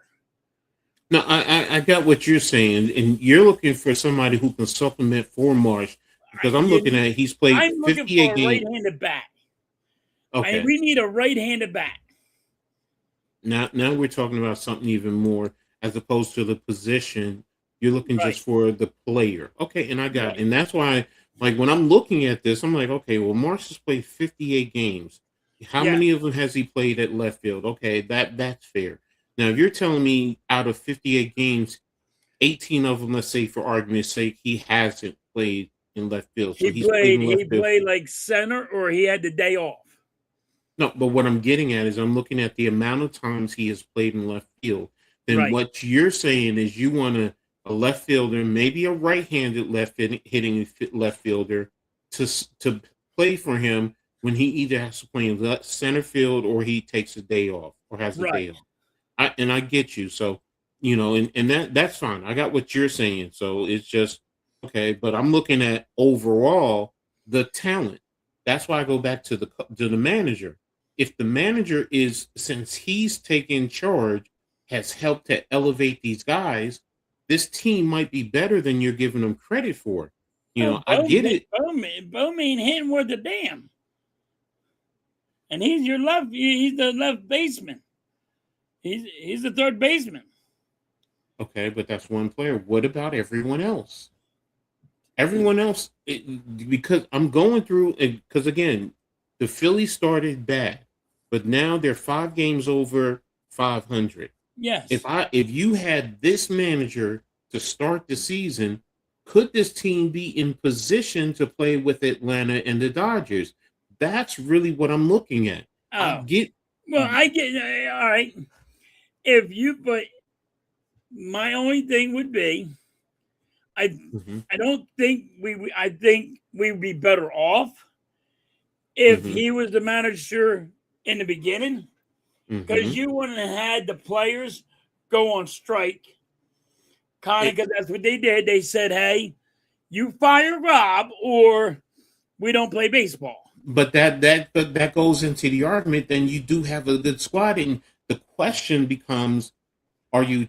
And that's what I'm saying. If you were up there with Atlanta and the Dodgers right now, and you had this manager from the beginning, they made the change before the season started, would you be feeling like, this team sucks, or would you be saying there's a possibility that we can really compete and keep going? I would have been saying, great move. This would have been a possibility of a different change. Then if that's the case, then this manager right now, you have to give him the full season, the rest of the season, to see can he get the Phillies in position to compete. Definitely. You definitely got to give him the rest of the season. You can't go get nobody else. No, I don't mean it like that. But what I'm saying is you give him to the rest of the season, because now he could really, based on, okay, maybe you do get into the playoffs. You do sneak into the playoffs.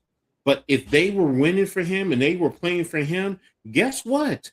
You might be a tough team for one of the top teams to face. And guess what? You might take it to them and you might beat them. So I get it. I get where you're going. They don't play the small ball. You want a right-handed hitter, to give your left fielder a break. I get all of that.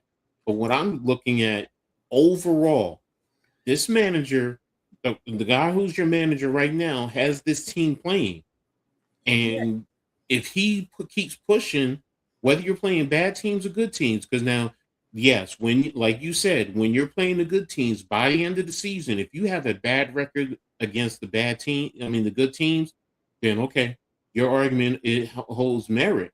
But Right. if you sit here and tell me, okay, well, let's just say he's 45 and 35 against the good teams, just for argument's sake. Okay. Well, if he's 45 and 35, that's an opportunity that, you know what, he might be able to get. And based on the fact that you guys started abysmally, and now you get up to 40 and 35 against good teams, and you're competing and you're playing with them, then it's like, okay, you have a chance. Right. That's all I'm saying. That's all I'm saying. There is a chance. I get where you're coming from now. Yeah. So to me, like, I just see there's so much where we're hurting that it's like ain't gonna happen. Like, you need a left fielder, you need a right back, a right-handed bat that actually can do something. You know? Yeah. No, I get you. I get you. Look, you're not the Yankees. That's all I'm gonna say. You're not the Yankees right now. Aaron Judge is going for. And they're going to only re-image him in 4 to 6 weeks. Re-image, so he could be out longer. Oh, he could be out longer. Yeah. So, and he has a rib fracture, so that could also hurt them. Now he's not, per se. Bless you. He's Aaron Judge, so he gets respect. But in the same token, he's not the Aaron Judge that we really would think that he should be, because Ben Rice is doing everything for this team right now. Aaron Judge, in terms of average, is middle of the pack on this team. Okay, he got 17 home runs. He's right behind Ben Rice. But everything else, when I just looked at it, it was just like, it's okay. So in the American League, it's not that strong. You can make that argument in comparison to the National League.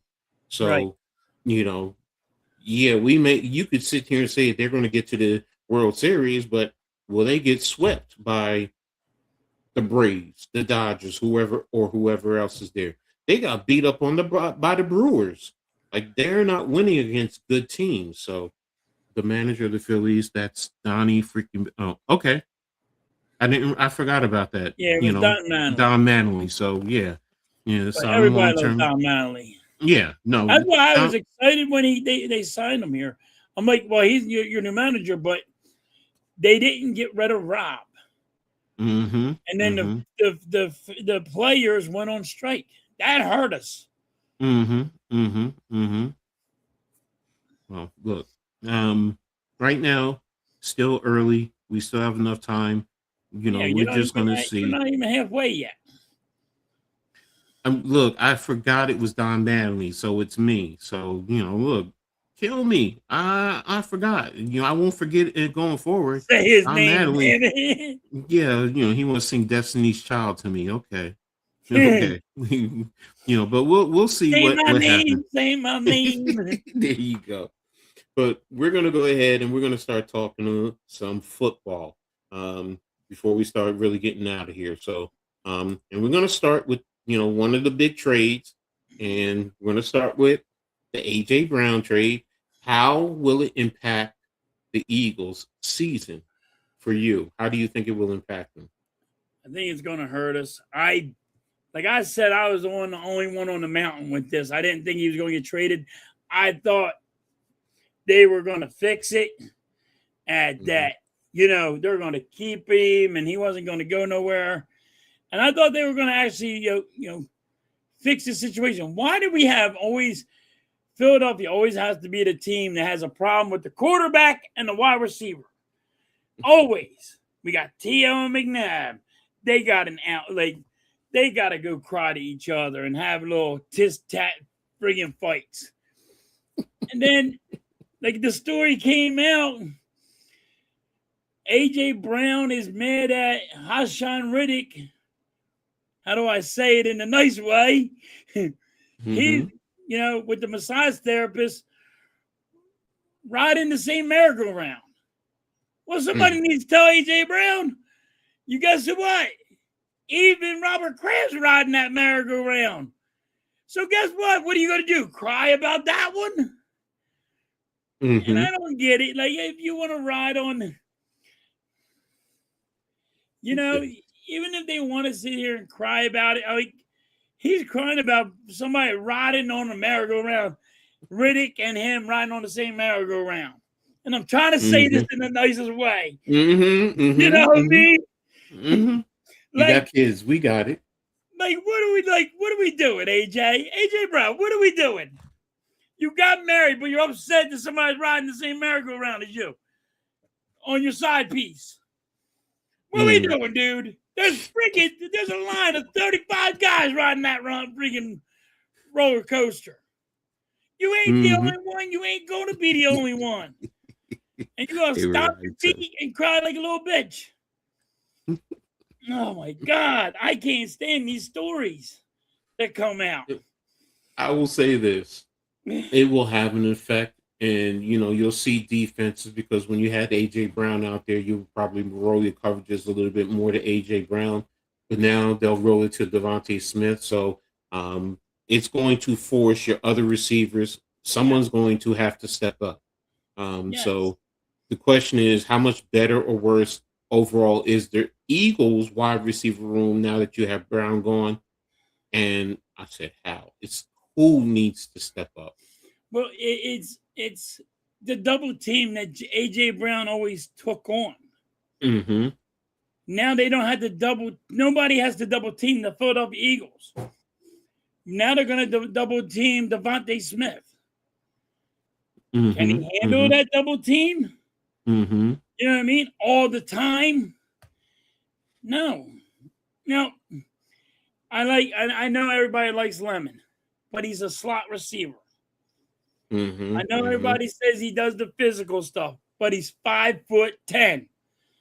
Again, that's the question. Who's going to be that big body receiver that AJ Brown was? That's what I'm saying. Who's going to be my big body? Because AJ Brown was the big body, the double team guy, the more physical guy. I get it. I get Lemon's a physical guy, but he's 5'10". But here's a question now, because here's where teams are also, you guys as well as teams in the league need to think about, because now you can rely on your tight end.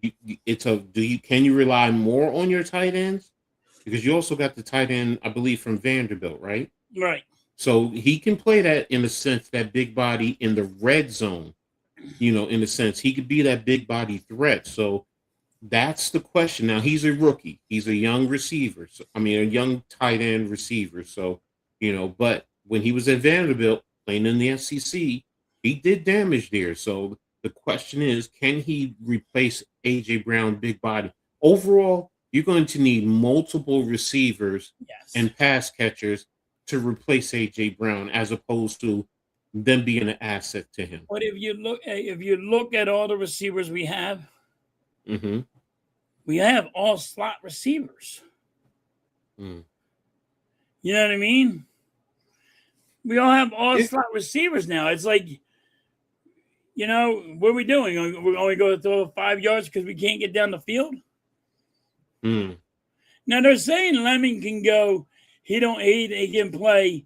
He don't have to play slot. He can, but that's not his game.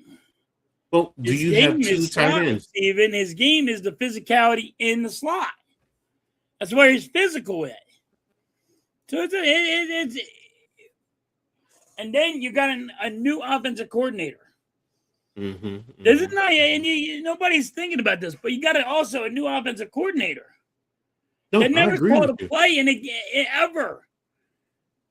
So has the Eagles ever learned? And that's the thing, that these are all the things that come into play with this trade. Without missing AJ Brown. It affects. No, I agree with you. It impacts your offense greatly because he did more. Because here's the thing that I know, and I don't forget, my brother's an Eagles fan. and I've watched all of you guys. Y'all were talking about trading Jalen Hurts before A.J. Brown came to town. Yes. So he came to town and he helped the offense. So now, 4 years later, he's gone. So yeah, it's how is he going to impact the offense? So yes, I'm with you. Hurt us. It's going it could hurt you. Now you could spread teams out. You could use your tight ends. Look, here's the other thing. You can go double tight ends. You can play 12 personnel. Yes. And how are teams going to bring in a nickel, or are they going to bring in another linebacker? That also helps your run game, because Blaze is making a great point. Saquon Barkley is going to have to stand up and run the football. Yeah. Run the football. Like, we get so pass happy. How is he going to call the run play? Yes. For Saquon Barkley? Are they going to just say, hey, run up the middle? Or are you going to run on the end? And that's where things get different. So, but this is the third offensive coordinator, coach. The third one that never called plays ever. Third one. Like, okay, you had Jalen Hurts, his daddy's best friend. You had milking cookies with him. He couldn't call a play to save his ass. We got rid of him. Then we had Nick Sirianni brings his buddy in. Nobody likes him. He can't call plays. And then, what do you have now? You know what I mean? You got a guy, and I call him the Sandman because he looks like the villain from damn Spider-Man, that never called plays before. Like, why do we get a guy that don't know how to call a goddamn play? And you know what they said? Oh, he's the next Andy Reid. Well, Andy Reid called plays.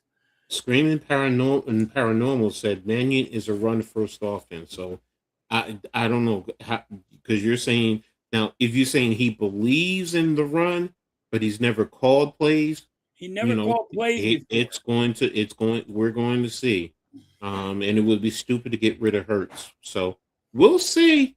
It's going to be interesting in the NFC East, which, we were just talking about Hurts and everything, which my next question. Out that they were going to get rid of Jalen Hurts over A.J. Brown.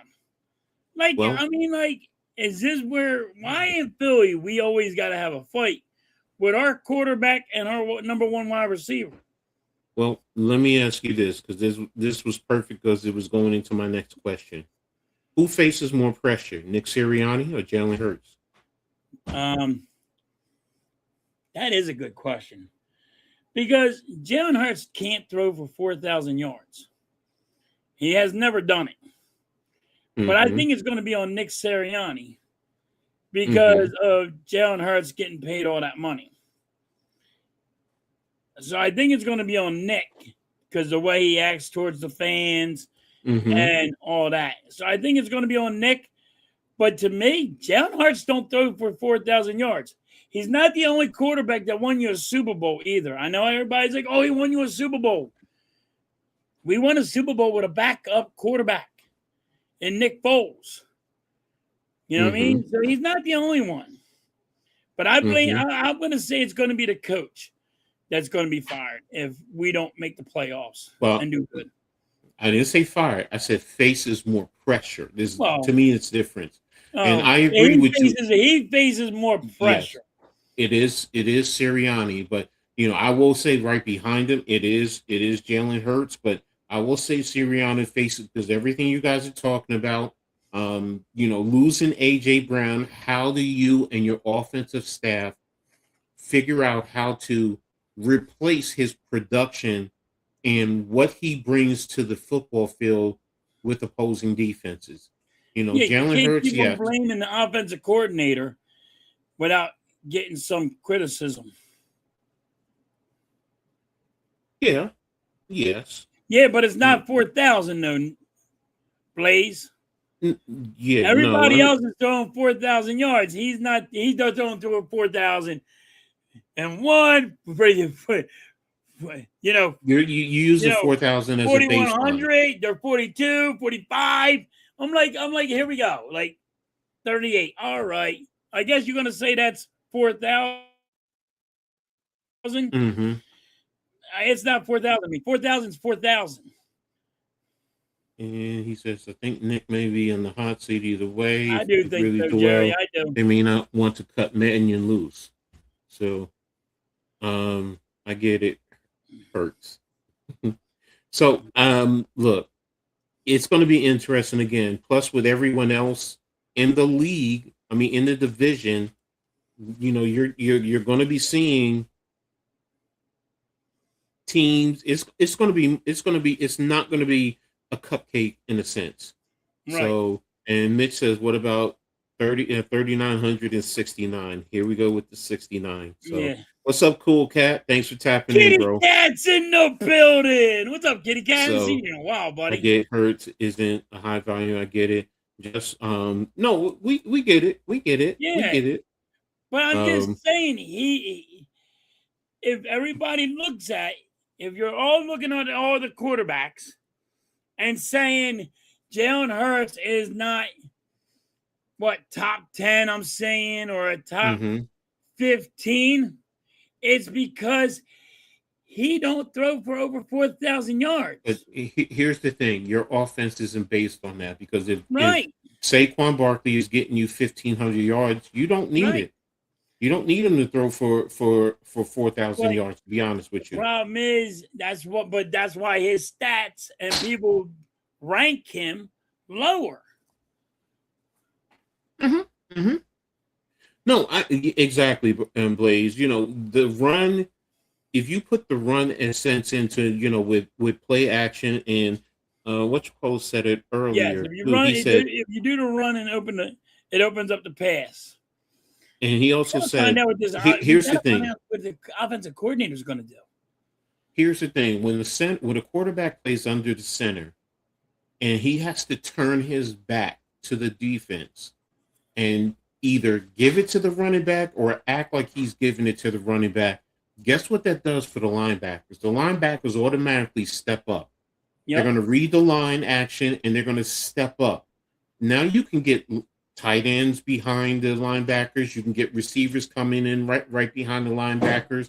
You can run certain flood concepts if they're playing zone, whatever the case may be. Jalen Hurts don't do that. Well, he's going to have to adapt. That's the thing I will say that he has to do. That. Like you're adding something to his game that he don't do good. That's where, look, I understand he hasn't done it in the past, but I'm sorry, isn't he a son of a football coach? I'm with you.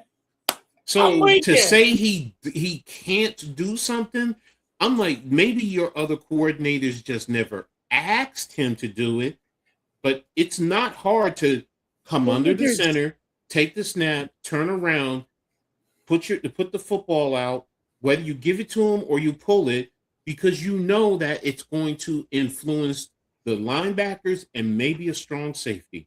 So again, to say he can't do it, I'm with you. He's a quarterback. He's the son of a quarterback coach. He should be able to do it. No, Mitch, but he don't. He don't do it. No, I get it, Mitch. You know, everything has to fall into play. Everything. That's why I said initially, you know, it's going to be interesting with the division, because with the Cowboys, what they've done defensively, you know what they can do offensively.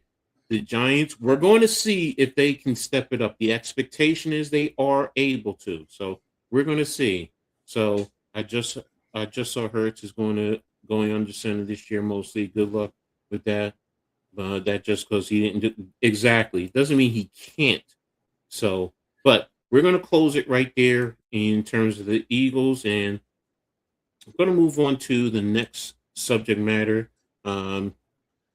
So the Giants brought back Odell Beckham Jr. So will he make? First of all, will he make the team, and what type of impact will he have to the Giants? And I'm going to start with this because will he make the team? That's up for debate. We have to see, but more than likely he is, because Neighbors is hurt, and we don't know if he's going to be back until mid-October. And Darius Slayton right now is dealing with an injury. So he may not be back until the start of training camp. We don't know. We're waiting to see. So, yeah, you signed him, Juju Smith-Schuster, Barrios. You lost whatchamacallit, as the punt returner, Olszewski. So Barrios more than likely is going to be the punt returner and that filling wide receiver. Do I think Beckham's going to make the team? I put it at about 60 to 65% that he makes the team. Even if you just bring him in as a veteran leader. You know, we brought in Fields, we drafted him. So we're going to see, but I think he is. And this is going to be a run-based team, a run-first team for the Giants. So he can help there. And guess what? Even if he can catch a slant and get you a first down along the way, we'll see. So, now as far as an impact, do I think he's going to get 1,000 yards? No. Do I think he can get anywhere from 300 to 500 yards, depending on the targets and how the season starts? Yes. You know, and if he does that, fine. If he gets you 300 and probably get you 2 or 3 touchdowns on the season, okay. I'm not expecting Odell Beckham Jr. to be Odell Beckham Jr. I'm just not.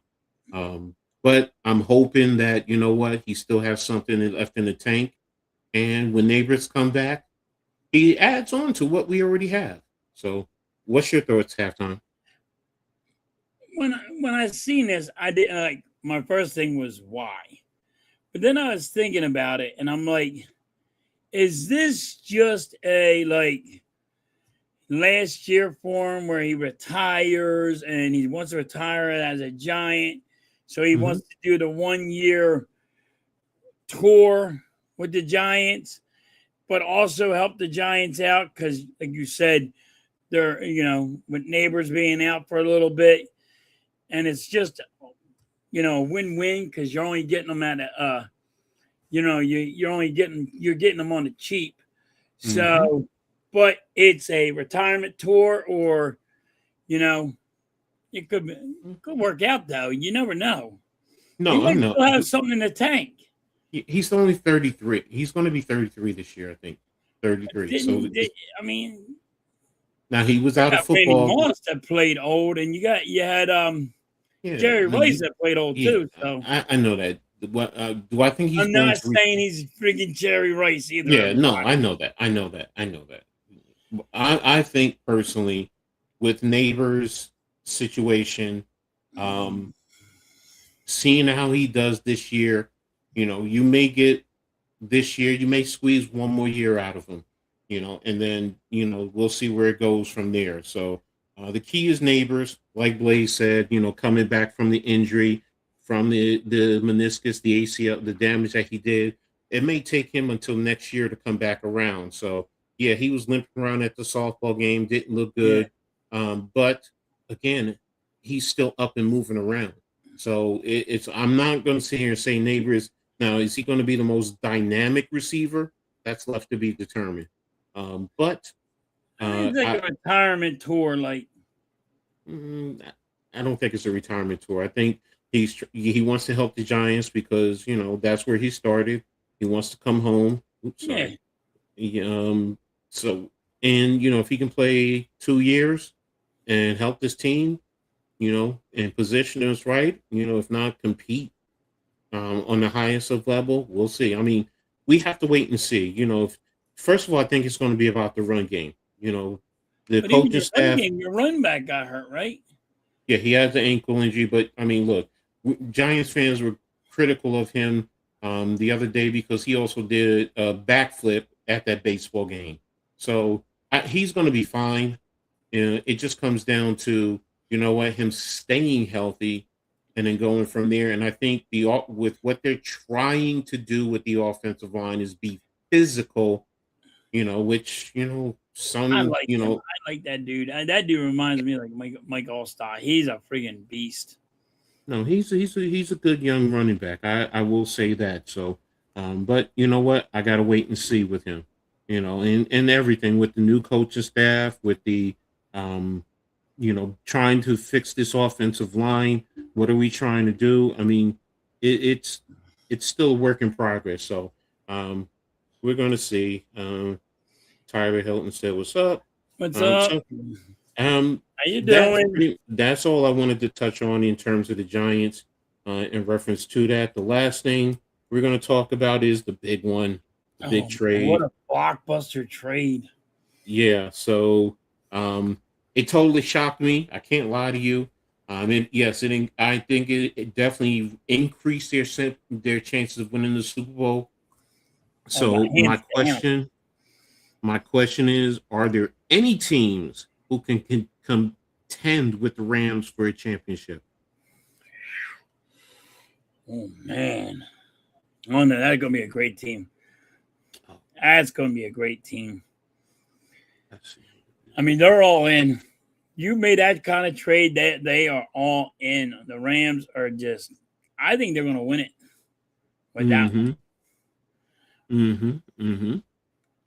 So, do you think there's any teams in the NFC or the AFC? Do you think that the Seahawks and the 49ers can compete with them? Anybody in the NFC? The Eagles? I do think the Seahawks can compete.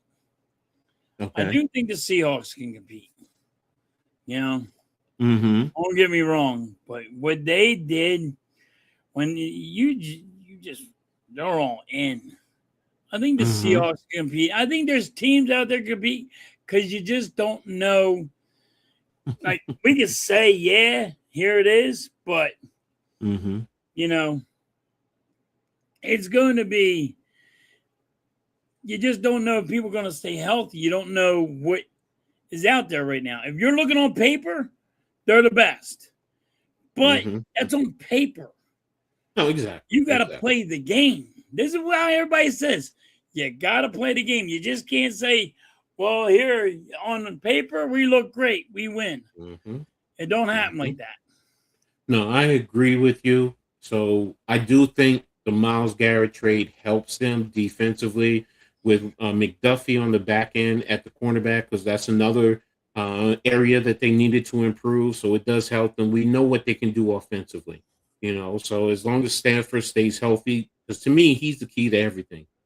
Stafford has to stay healthy. His back can't act up. So, but yes, it enhanced their chance of winning the Super Bowl. And I'm going to say this. Here's the last question. If Aaron Donald comes out of retirement to play, I'm sorry, that's going to take it to another level. And he's been working out. So, wow, I wasn't even thinking about that. Yes. So if he depends on whether or not then it's over. Then it's just over. That would be a defense to be reckoning with. Yeah, exactly, Mitch. That's why he's there in that lower right-hand corner. If you see it right there. So, I take there will be a surprise in the NFC to take that side this year. See, it was a surprise. Then that's the parity we have. Exactly. That's it. So I will just say this: if Aaron Donald comes out, I'm sorry, it changed. I know Aaron Donald's been going for a little bit, but he's still a beast of a dog of a player. He's still far and a bit. He may not be the best interior defensive lineman in the league, but he's far and away better than many of the other ones. So if he comes back with Garrett, I'm on the outside cooking on the hot dog roller, going through 32 out there. Hey, bro, enjoy yourself, man. Hope you guys are really doing it up. So, but again, for me, especially if they get Aaron Donald, not only is the championship a bust, but it's more. I will also say it's about that legacy of that team. And McVay, if they win it, I think he even walks away. Hot take. I think they walk away. I think he walks away. Probably will. That's me. So because he's still young. For the trade for yeah, I understand, Mitch. I understand. There's a lot of, but none of us look. Right now, they said it was about the Rams, and it was about who's the other one? I forgot who the other one was. That wanted to trade for him. It wasn't really about two teams. Aaron Donald is coming out of retirement. Aaron Donald is, but he's coming home to pick. Nah, bro, you're going to have to give up a lot because remember the Rams own his right. He's still So a you're going Ram. to have to trade for him. So would you have done the Garrett for Carter trade? Would you have traded for Garrett? Would you have given up Jalen Carter for Garrett? I would have done it. I would have had to. I would have done it. I would have hated it. I would have hated it if you did get him. I would have done it. The reason why I would have done it, remember Jalen Carter spitting on what's called and Dak Prescott. It seems like on Dak Prescott, yeah. I would have done it because it seems like he's still young and he's immature. And Myles Garrett, I think, would have been a big piece. I would have done it. I would have done it because I think just on that, I think he's just still Carter's still immature and just not ready yet to take over like Garrett is.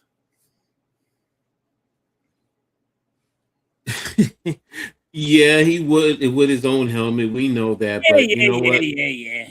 The talent alone, Mitch, I'm sorry. It was Rudolph. Talent alone. It was Rudolph the red-nosed reindeer he tried to hit. Leave him alone. Look, you put Garrett on that defense with the Eagles. He wasn't going to kill him. He just give him a little brain damage. Had all but Carter, but what every Eagles fans wanted to do, spit on. Look, every NFC East team would have wanted to spit on him too. So there you have it. So, but we're gonna go ahead and get ready to get out of here. What do you got going on today, Halftime? I got the Phillies game today. All right, is it today and tomorrow you're streaming the game? Yeah. All right, so make sure you guys tap in. Home. Make sure you guys. Y'all don't know what it's like. You bite your tongue. Rudolph is one of my 4 crappy quarterbacks. Okay. Make sure you guys tap into halftime. The game is about 4:00, so he's gonna get himself together and then be out there. So I am actually streaming the New York Liberty and the Indiana Fever today in WNBA action. Big game. Caitlin Clark is coming to Brooklyn, so we're gonna see how things turn out. So, and then I'll be back to my normal routine Tuesday with the WNBA show. We got to change the name there. There's another thing behind it, as well as Heart of the City. So, as we get ready to get out of here, one last thing I would just want to do for halftime. Here you go, halftime. I was 1 year off. Yeah, you're 1 year off. So, I would say this. I mean, I do think if the Knicks weren't injured last year, they would have done it. Please. Yeah, we'll see. No, Leaf is not with me. Cave is. I'm going to tap into Leaf to see what he's doing because I had reached out, but I know he's busy. So, all right, Arku. So, but we're going to get out of here so halftime can prep and get ready. Appreciate everyone for being here. Make sure you guys rewatch this. Hit the like button. Sub up to the Hardcore Sports Network, the Aboriginal Sports Network. My man, Halftime, as well as myself, Coach Ed. Information is right there in the description. Phenomenal show. Glad to have you back here to do this. So appreciate you. I'm continue to pray for Mrs. Halftime, as well as the rest of the family, brother. You know I got nothing but love and respect for you. So, Coach, thank you for all the behind the scenes, you just hanging out and talking with me, and it helps. It helps just to rant a little bit about just family stuff. You know how it goes. Yeah, I know. Trust me. So appreciate all of you guys out there. Love and respect each and every last one of y'all. So enjoy your day. Mitch, have a good time on the beach. As Blaze said it, go get you a couple of Krabby Patties. So, but everyone be safe. Have a great one. And as we always say, what do you say when we get out of here at halftime? Catch you guys on the rebound. Peace. Peace.